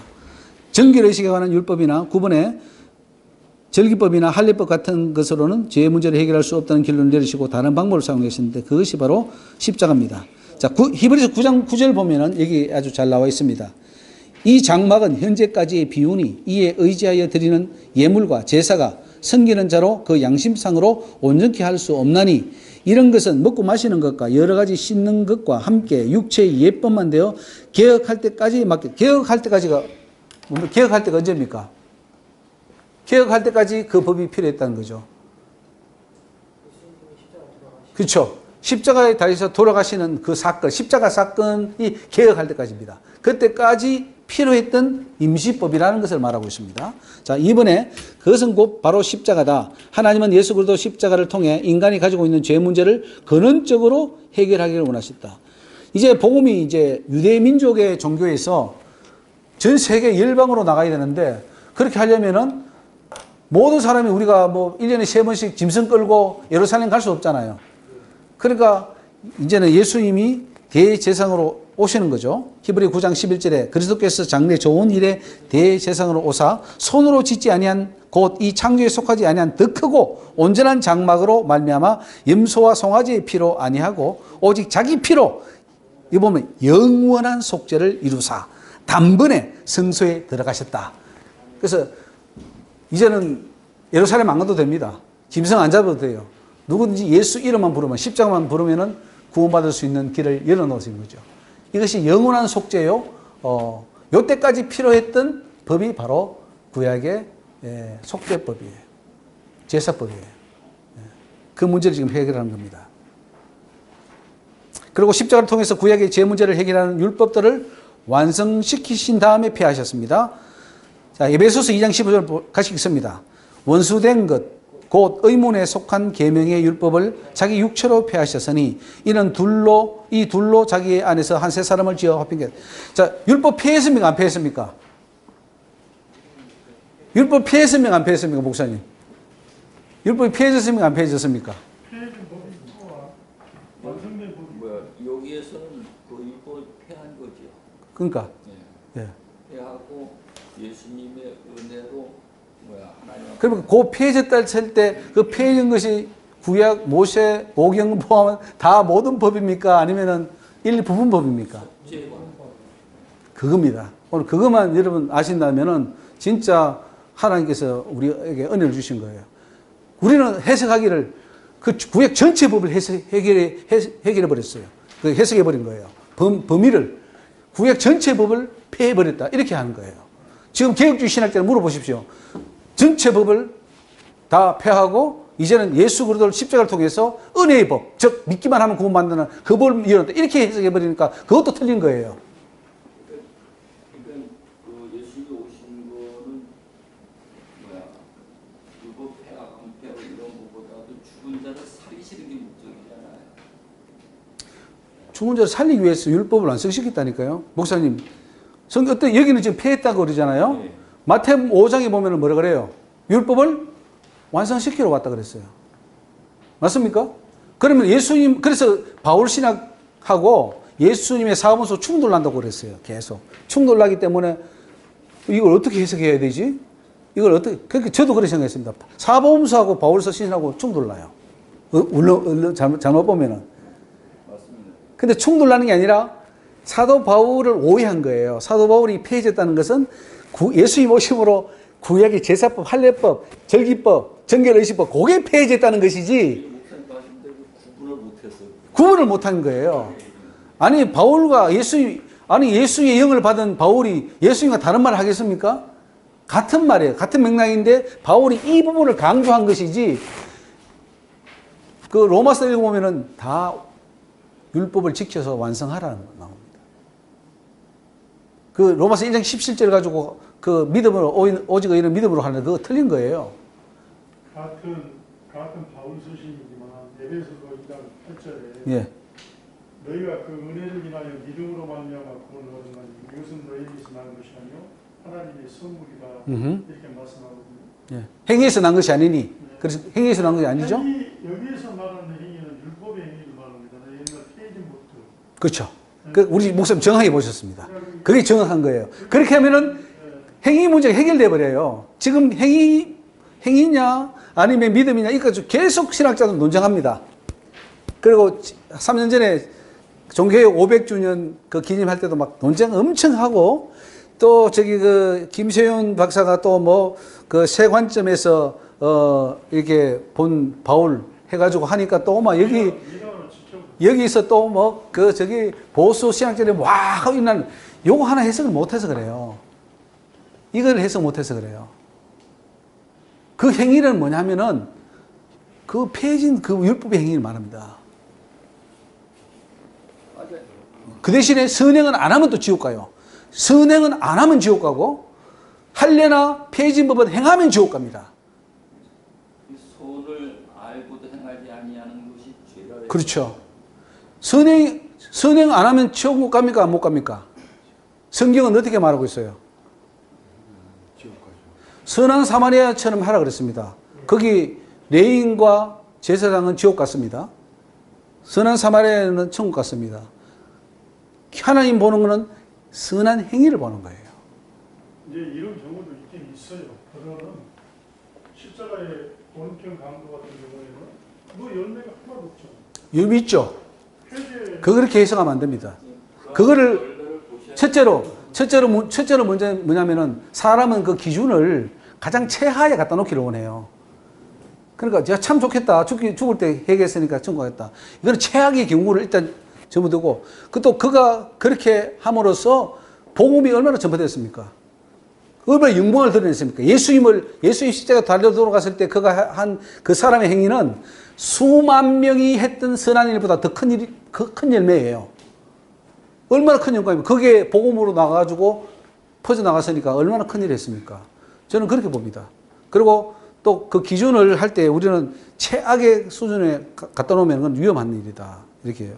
그리고 그 우주 강도는 이렇게 보면은 땅의 것을 말하지 않고 하늘의 것을 말하잖아요. 네, 맞습니다. 이미 그래서 그 영성 신앙적으로 그게 있었다는 거예요. 이게 이제 우리가 율법이 완성하고 완전성화를 자꾸 이제 하는데 어렵게 생각합니다. 그러면 1부터 뭐 100건, 200건까지 다 지켜야 돼. 이런 식으로 자꾸 이제 산술적으로 계산을 해요. 주님은 그렇게 설명하지 않고 바울도 그렇게 설명하지 않았습니다. 다 모든 율법이 있을지라도 네 이웃을 네 몸처럼 사랑하면은 율법을 다 이루었다고 그렇게 로마서 13장에도 나오고 예수님도 그렇게 말씀하잖아요. 이웃을 네 몸처럼 사랑하고 하나님을 사랑하면은 그게 다 사랑한 거야. 율법 다 이루은 거야라고 합니다. 그러니까 사랑하면은 율법이 다 이루어지게 되고 뭐 1조항, 2조항, 3계명 지키라 말라 할 것도 없어요. 다 지켜져요. 다 지키시고 넘쳐요. 사랑이 없기 때문에 우리는 논하는 거예요. 아, 이거 죄냐 아니냐, 뭐 지켜야 되냐 말아야 되냐. 사랑이 있으면 다 지켜져 버립니다. 자, 에베소 2장 15절 우리 이거 잘 해석하시겠죠 이제? 예? 자기 육체로 계명의 율법을 자기 육체로 폐하셨다. 이거는 율법 폐기론자가 그래서 나오는데 그 율법이 아니다. 전체 율법이 아니고 여기는 폐기된 율법, 예수님 오심으로 폐기된 속죄법에 관한 것이다. 자, 4번.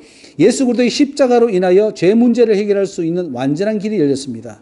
히브리서 9장 14절에 하물며 영원하신 성령으로 말미암아 흠없는 자기를 하나님께 드린 그리스도의 피가 어찌 너희 양심으로 죽은 행실에서 깨끗하게 하고 살아계신 하나님을 섬기지 못하겠느냐.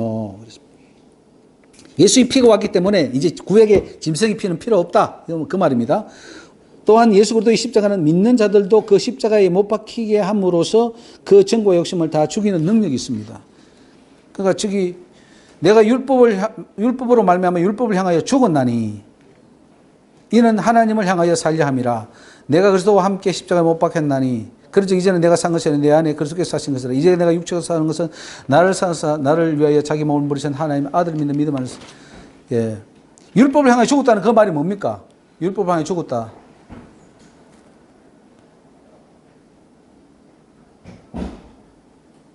예? 이제는 그 구약의 폐해진 법을 지키지 않아도 된다 그 말이에요. 그 법 안 지켜도 나는 돼. 그리고 예수 안에 들어가기 때문에 이제는 예수 믿으면은 의롭게 돼. 그 말입니다. 예수에 뭐 우리가 누가 있습니까? 자, 6번에 예수 그리스도의 십자가를 믿는 자는 자기도 십자가에 함께 못 박혀 죽음으로 세례를 받고 장사됩니다. 그리고 다시 살아나기 때문에 더 이상 죄의 종이 되지 않습니다. 자, 우리는 굉장히 이제 패러다임을 우리가 지금 이 세미나에 참석하신 분들은 많이 바꾼 줄 아는데 자, 십자가의 공로가 있습니다. 십자가의 공로. 그 십자가의 공로는 십자가는 두 가지가 효력을 가지고 있습니다. 첫째로 과거에 지은 우리 죄를 속죄하는 속죄의 능력이 있죠. 그 예수 믿음으로써 우리 모든 과거의 죄가 다 사해집니다. 그 다음에 예수 십자가가 또 어떤 능력이 있습니까?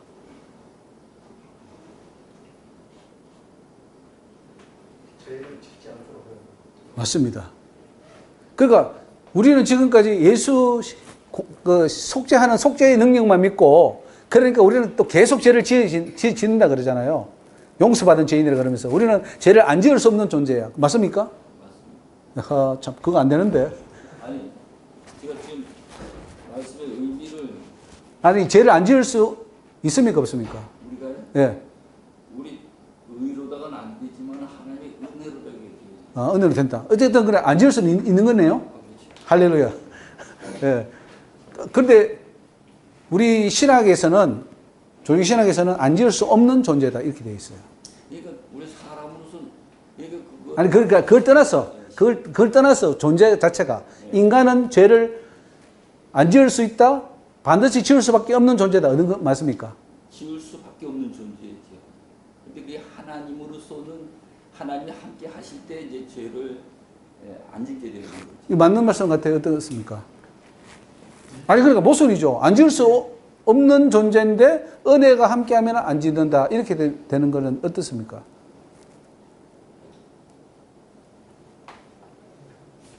앉을 수 없는 데인데 바울도 그것을 아니 1번. 자 1번. 우리 인간은 죄를 지을 수밖에 없는 존재다. 인간은 죄를 2번.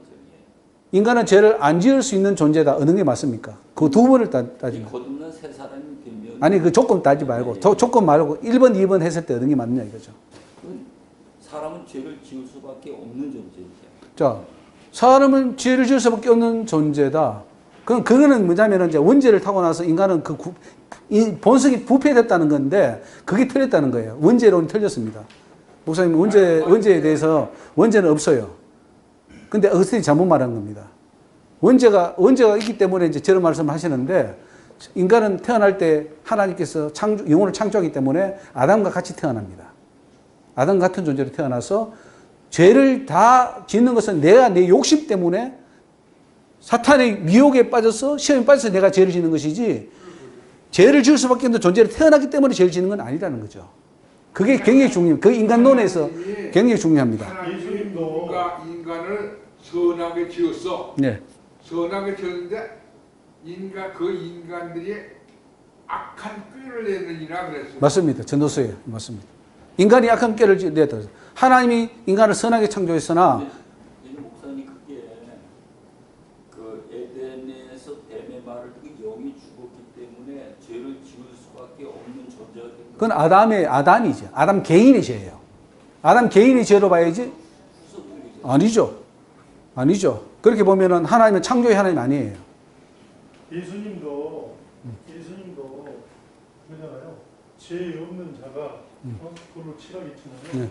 다 뿔뿔 이거 터졌잖아요. 네. 바울 역시도 그랬어요.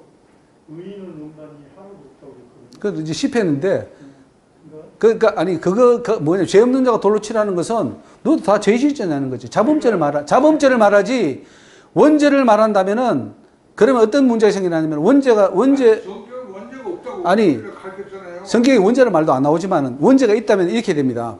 자 원죄가 있게 되면은 무슨 문제냐면 인간은 다 죄인이에요. 그러면은 노아 때처럼 인간 지은 것을 후회할 필요도 없고 한탄할 필요도 없습니다. 그거는 우스운 일이에요. 이미 원죄를 타고 나서 다 죄 지을 건데 그걸 하나님 몰랐단 말이에요. 그러면 그리고 그걸 왜 후회합니까? 왜 한탄합니까? 그냥 다 쓸어서 지옥 넣으면 돼. 다 지옥 넣고 거기서 구원살자 몇 명 구해서 그냥 구원하면 돼. 예정해서 구원하면 돼. 간단해. 이미 인간은 태어날 때부터 죄인이고 지옥 갈 운명으로 태어났는데 그거다가 무슨 말씀을 줘서 지키라 말라 할 필요가 있는 거예요? 말씀을 줬고 계명을 줬다는 것은 인간이 죄를 안 지을 수 있기 때문에 준 것이지 아니 계약서도 지키지 못하는 2살 배기 1살 배기한테 계약서 해가지고 너 지켜 합니까? 그렇게 하지 않죠. 로마서 8장의 3절을 좀 한번 예, 예. 무슨 말이죠? 넘어서 8장 3절. 예, 예. 뭐 읽어보셔요. 예. 말씀해 주시면 제가 기억. 8장 3절. 예. 원죄 해결 안 되면요, 다 끕니다. 다 틀렸어요. 저는 그 안에 있으면 결코 정죄함이 없나니 이는 그리스도 예수 안에 있는 생명의 성령이 죄가 당하면서 율법이 육체로 말미암아 할 수 없는 것을 하나님 나시니 곧 자기 죄를 곧 선자하니 자기 죄를 정하사 율법의 요구를 이루었습니다. 육신을 쫓는다 육신을 죄송해요, 목사님. 아니 그 해결하는 게 중요해요. 우리 이렇게 하면서 서로 알아가는 거지. 예, 예. 아니 굉장히 중요해. 잘 오셨는데 로마서 8장 3절이야? 예, 예.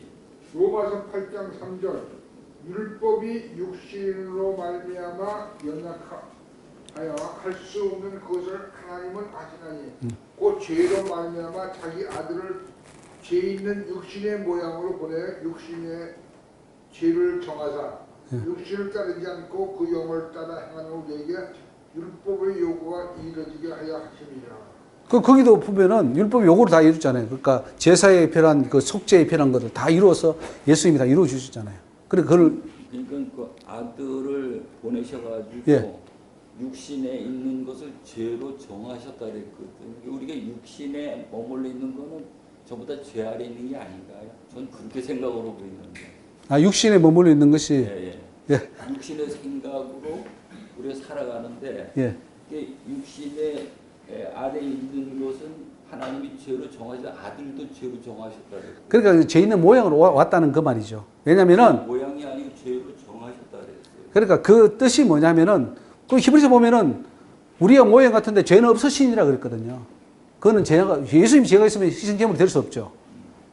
죄는 없으시니라 그랬죠. 히브리서에 보면은 그는 우리와 같이 다 질고를 겪고 다 우리의 그 체유를 했지만은 그래서 이제 제가 그 로마서 8장 3절 말씀. 근데 그 핵심이 뭐예요? 질문하는 핵심이 뭐예요? 아니 거기 한번 질문은 아니 나도 이제 그 예수님은 무죄를 그 원칙으로 한 사람이거든요. 네. 그리고 성경에 보면 아들을 죄로 정하셨다는 거예요. 그래서 그 죄로 정했다는 그 말은 뭐냐면 죄 있는 모양으로 보냈다는 거죠. 우리 육신으로 우리 인간과 같이 오는데 죄는 없으시니라. 히브리서에 보면은 죄는 없으시니라 이렇게 되어 있습니다. 죄가 없습니다, 예수님. 예, 죄가 있으면 희생제물이 됐어요. 아닙니다. 질문하는 건 좋습니다. 예, 그래서 원죄는 없다는 거예요. 원죄. 제가 원죄 없다는 것에 대해서는 제가 책자도 있으니까 또 세미나한 것도 있으니까 꼭 들어보시고 그게 해결돼야 다른 게 해결됩니다. 그게 해결 안 되면은 다른 게 해결될 수가 없어요. 원죄 해결 안 되면.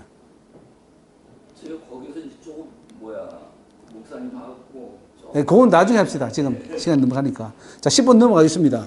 믿음이 온 후로는 할례나 절기나 제사법으로 다시 돌아가서는 안 됩니다.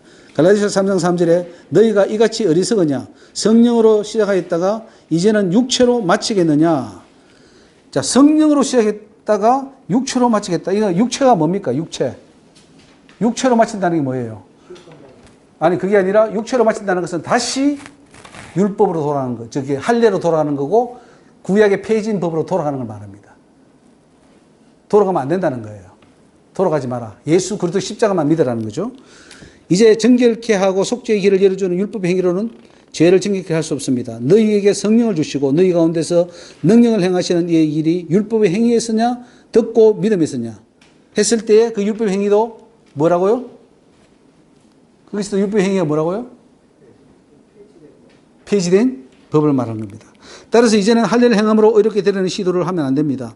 그러한 율법을 통해서 의롭게 하려고 한다면 그리스도부터 끊어지고 구원에 이를 수 없습니다. 갈라디아서 5장 3절로 4절 같이 읽습니다. 내가 할례를 받는 각 사람에게 다시 증거하노니 그는 율법 전체를 행할 의무를 가진 자라. 율법 안에서 의롭다함을 얻으려 하는 너희는 그리스도에게서 끊어지고 은혜에서 떨어진 자라. 이런 구절을 가지고 이제 우리 개혁주의 신학자들이 어떻게 했냐면은 봐라, 너 행위로 구원받아? 행위 구원론자는 저주받은 자야. 행위 구원론자로 나가버리는 거예요. 이걸 행위 구원론자로. 네가 뭐 십계명 지켜? 네가 선한 일을 해서 구원받아? 그거 저주받는 일이야. 이렇게 말해보는 거예요. 그 말이 아니잖아요. 여기서의 율법의 행위는 뭐예요? 또 여기 율법 전체가 뭐예요? 율법 전체라는 것이 구약 모세 법을 다 말하는 겁니까? 아니면은 그 정결법이나 속죄법이나 절기법이나 의식법의 전체를 말하는 겁니까? 그렇죠. 구약에 우리가 정결하기 위해서 하는 그 율법 전체를 네가 다 지켜야 되는데 그 말이죠.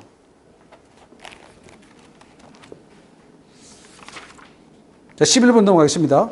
예수 십자가를 믿음으로 속죄 문제를 해결하도록 한 이유는 무엇입니까? 예수 십자가를 믿음으로 속죄 문제를 해결하고 우리가 했는데 염소와 황소의 피와 및 암송아지의 죄로 부정한 자에게 뿌려 그 육체를 정결케 하여 거룩게 하거든. 히브리서 9장 14절에 하물며 영원하신 성령으로 말미암아 흠없는 자기를 하나님께 드린 그리스도의 피가 어찌 너희 양심으로 죽은 행실에서 깨끗하게 하고 살아계신 하나님을 섬기게 못하겠느냐. 그래서 예수 십자가 옴으로써 영원한 제사의 그 구원의 길이 열렸다는 거죠. 자, 12번 넘어가겠습니다. 같이 읽습니다.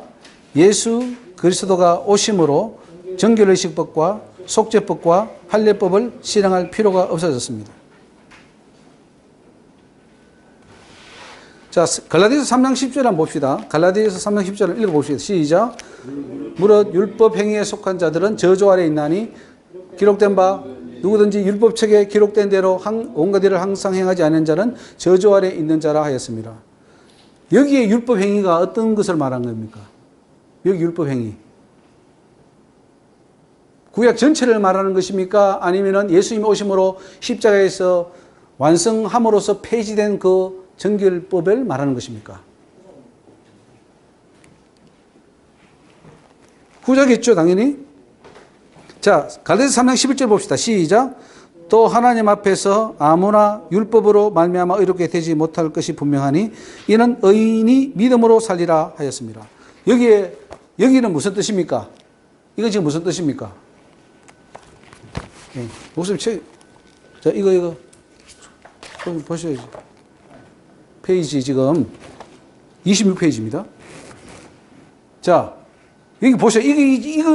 이거 오해해버리니까 지금 완전히 지금 망쳐버렸어요. 기독교가. 망해버렸어요.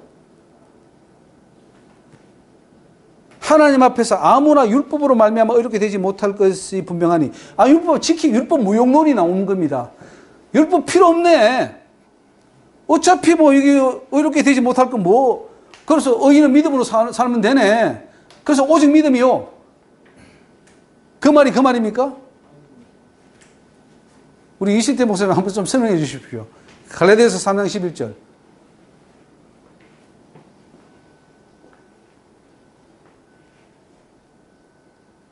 사실은 우리가 지금까지 그렇지만은 최후의 심판이 있다는 사실을 우리가 안다면 네. 세상은 완전히 심판으로 떨어진 사람들이 있고 하니까 부분은 달라지는데 네.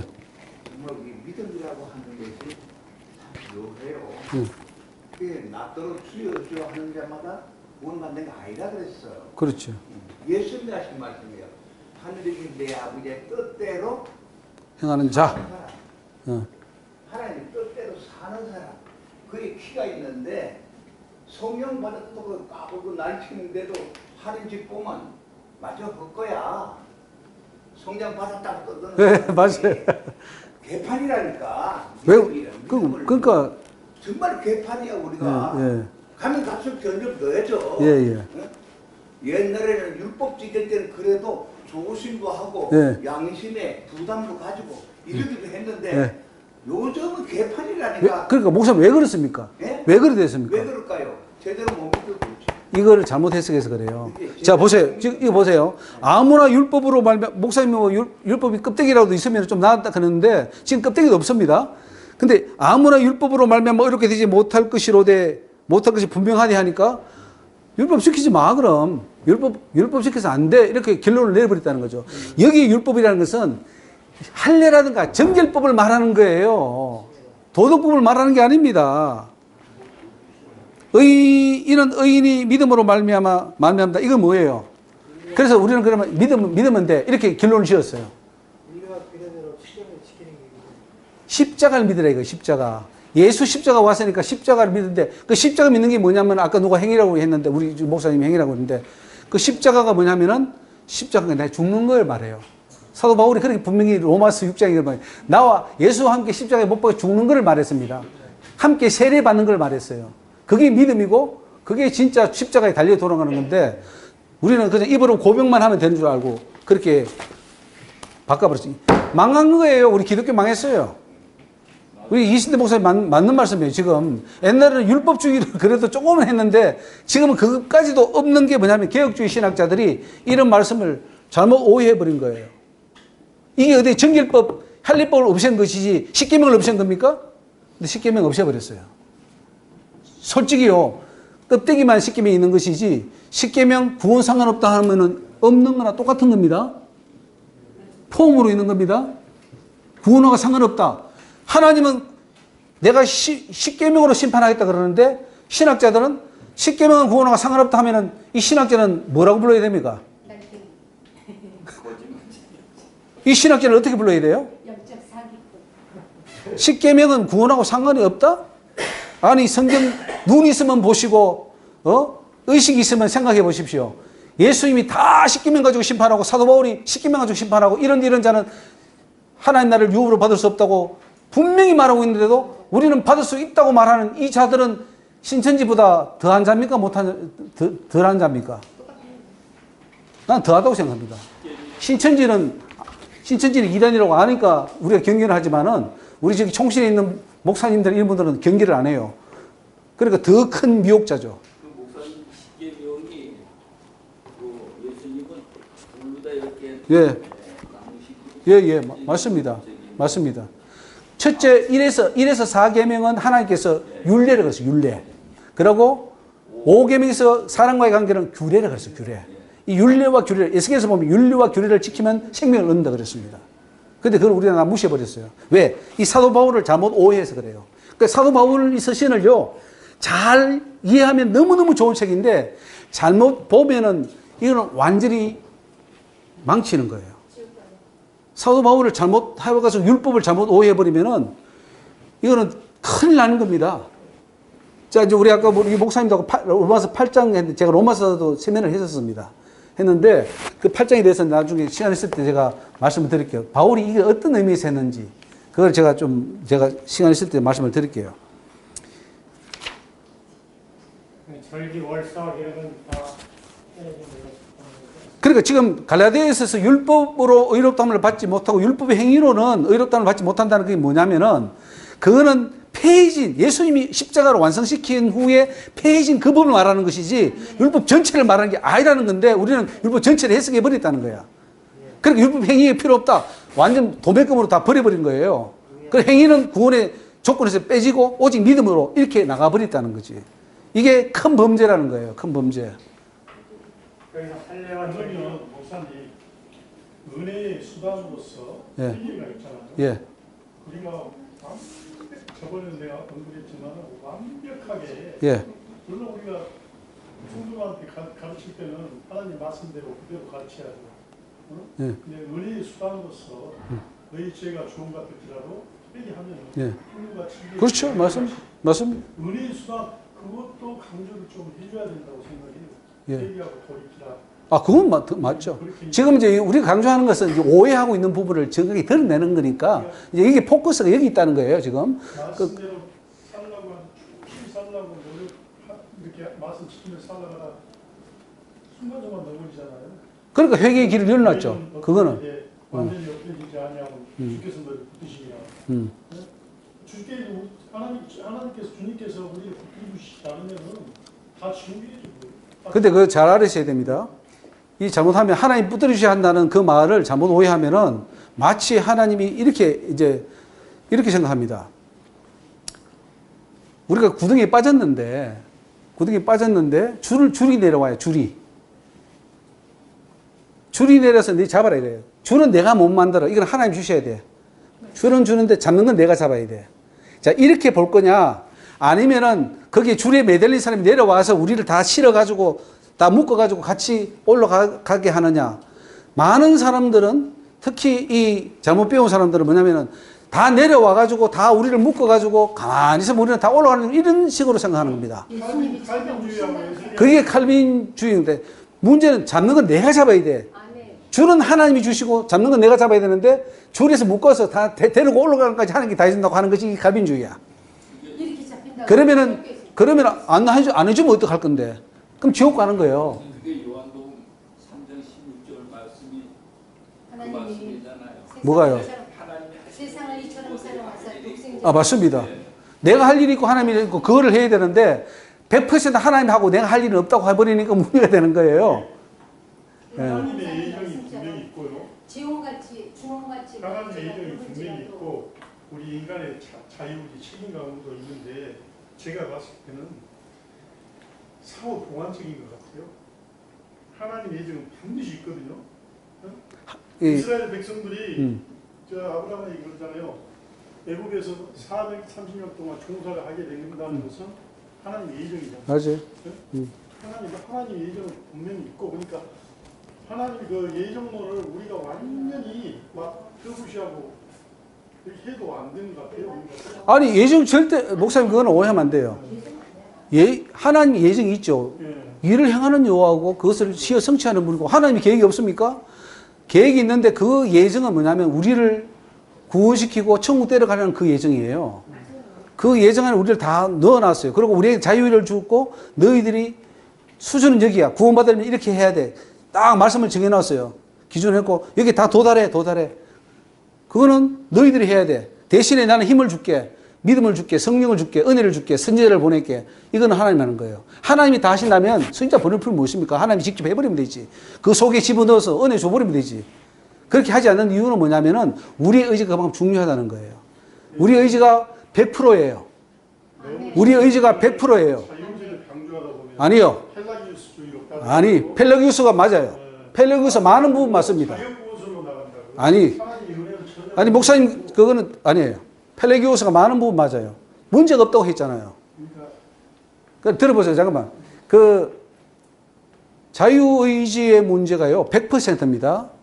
우리에게 자유의지가 100% 없다면 하나님 심판할 수 없습니다. 아니, 들어보세요. 잠깐만. 논쟁하는 시간이 아니고 자꾸 길어지니까 지금 이거 주제가 이제 벗어나는데 우리에게 자유의지가 없다면 심판할 수 없습니다.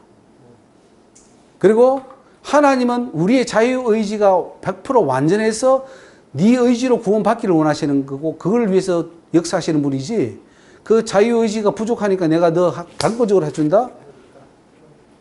그건 아니에요. 그렇게 한다면 하나님이 다 해주시면 그 하나님은 하면서부터 장애인으로 태어났다거나 그다음 소아마비 이런 사람들은 예수 믿을 그리고 또 뭐 예를 들어서 더 넘어가면 뭐 복음이 들어오기 전에 또 이순신 장군이라든가 세종대왕이라든가 이런 분들 굉장히 우리가 존경하고 그분도 다 뭐 우상 숭배하고 제사 지냈잖아요. 그러니까. 이순신 장군이 제사 안 지냈습니까? 그런 것들을 이제 보면은 전체적으로 이렇게 보면은 그 시대에 잘못 태어난 것이 그 사람들한테는 저주잖아요.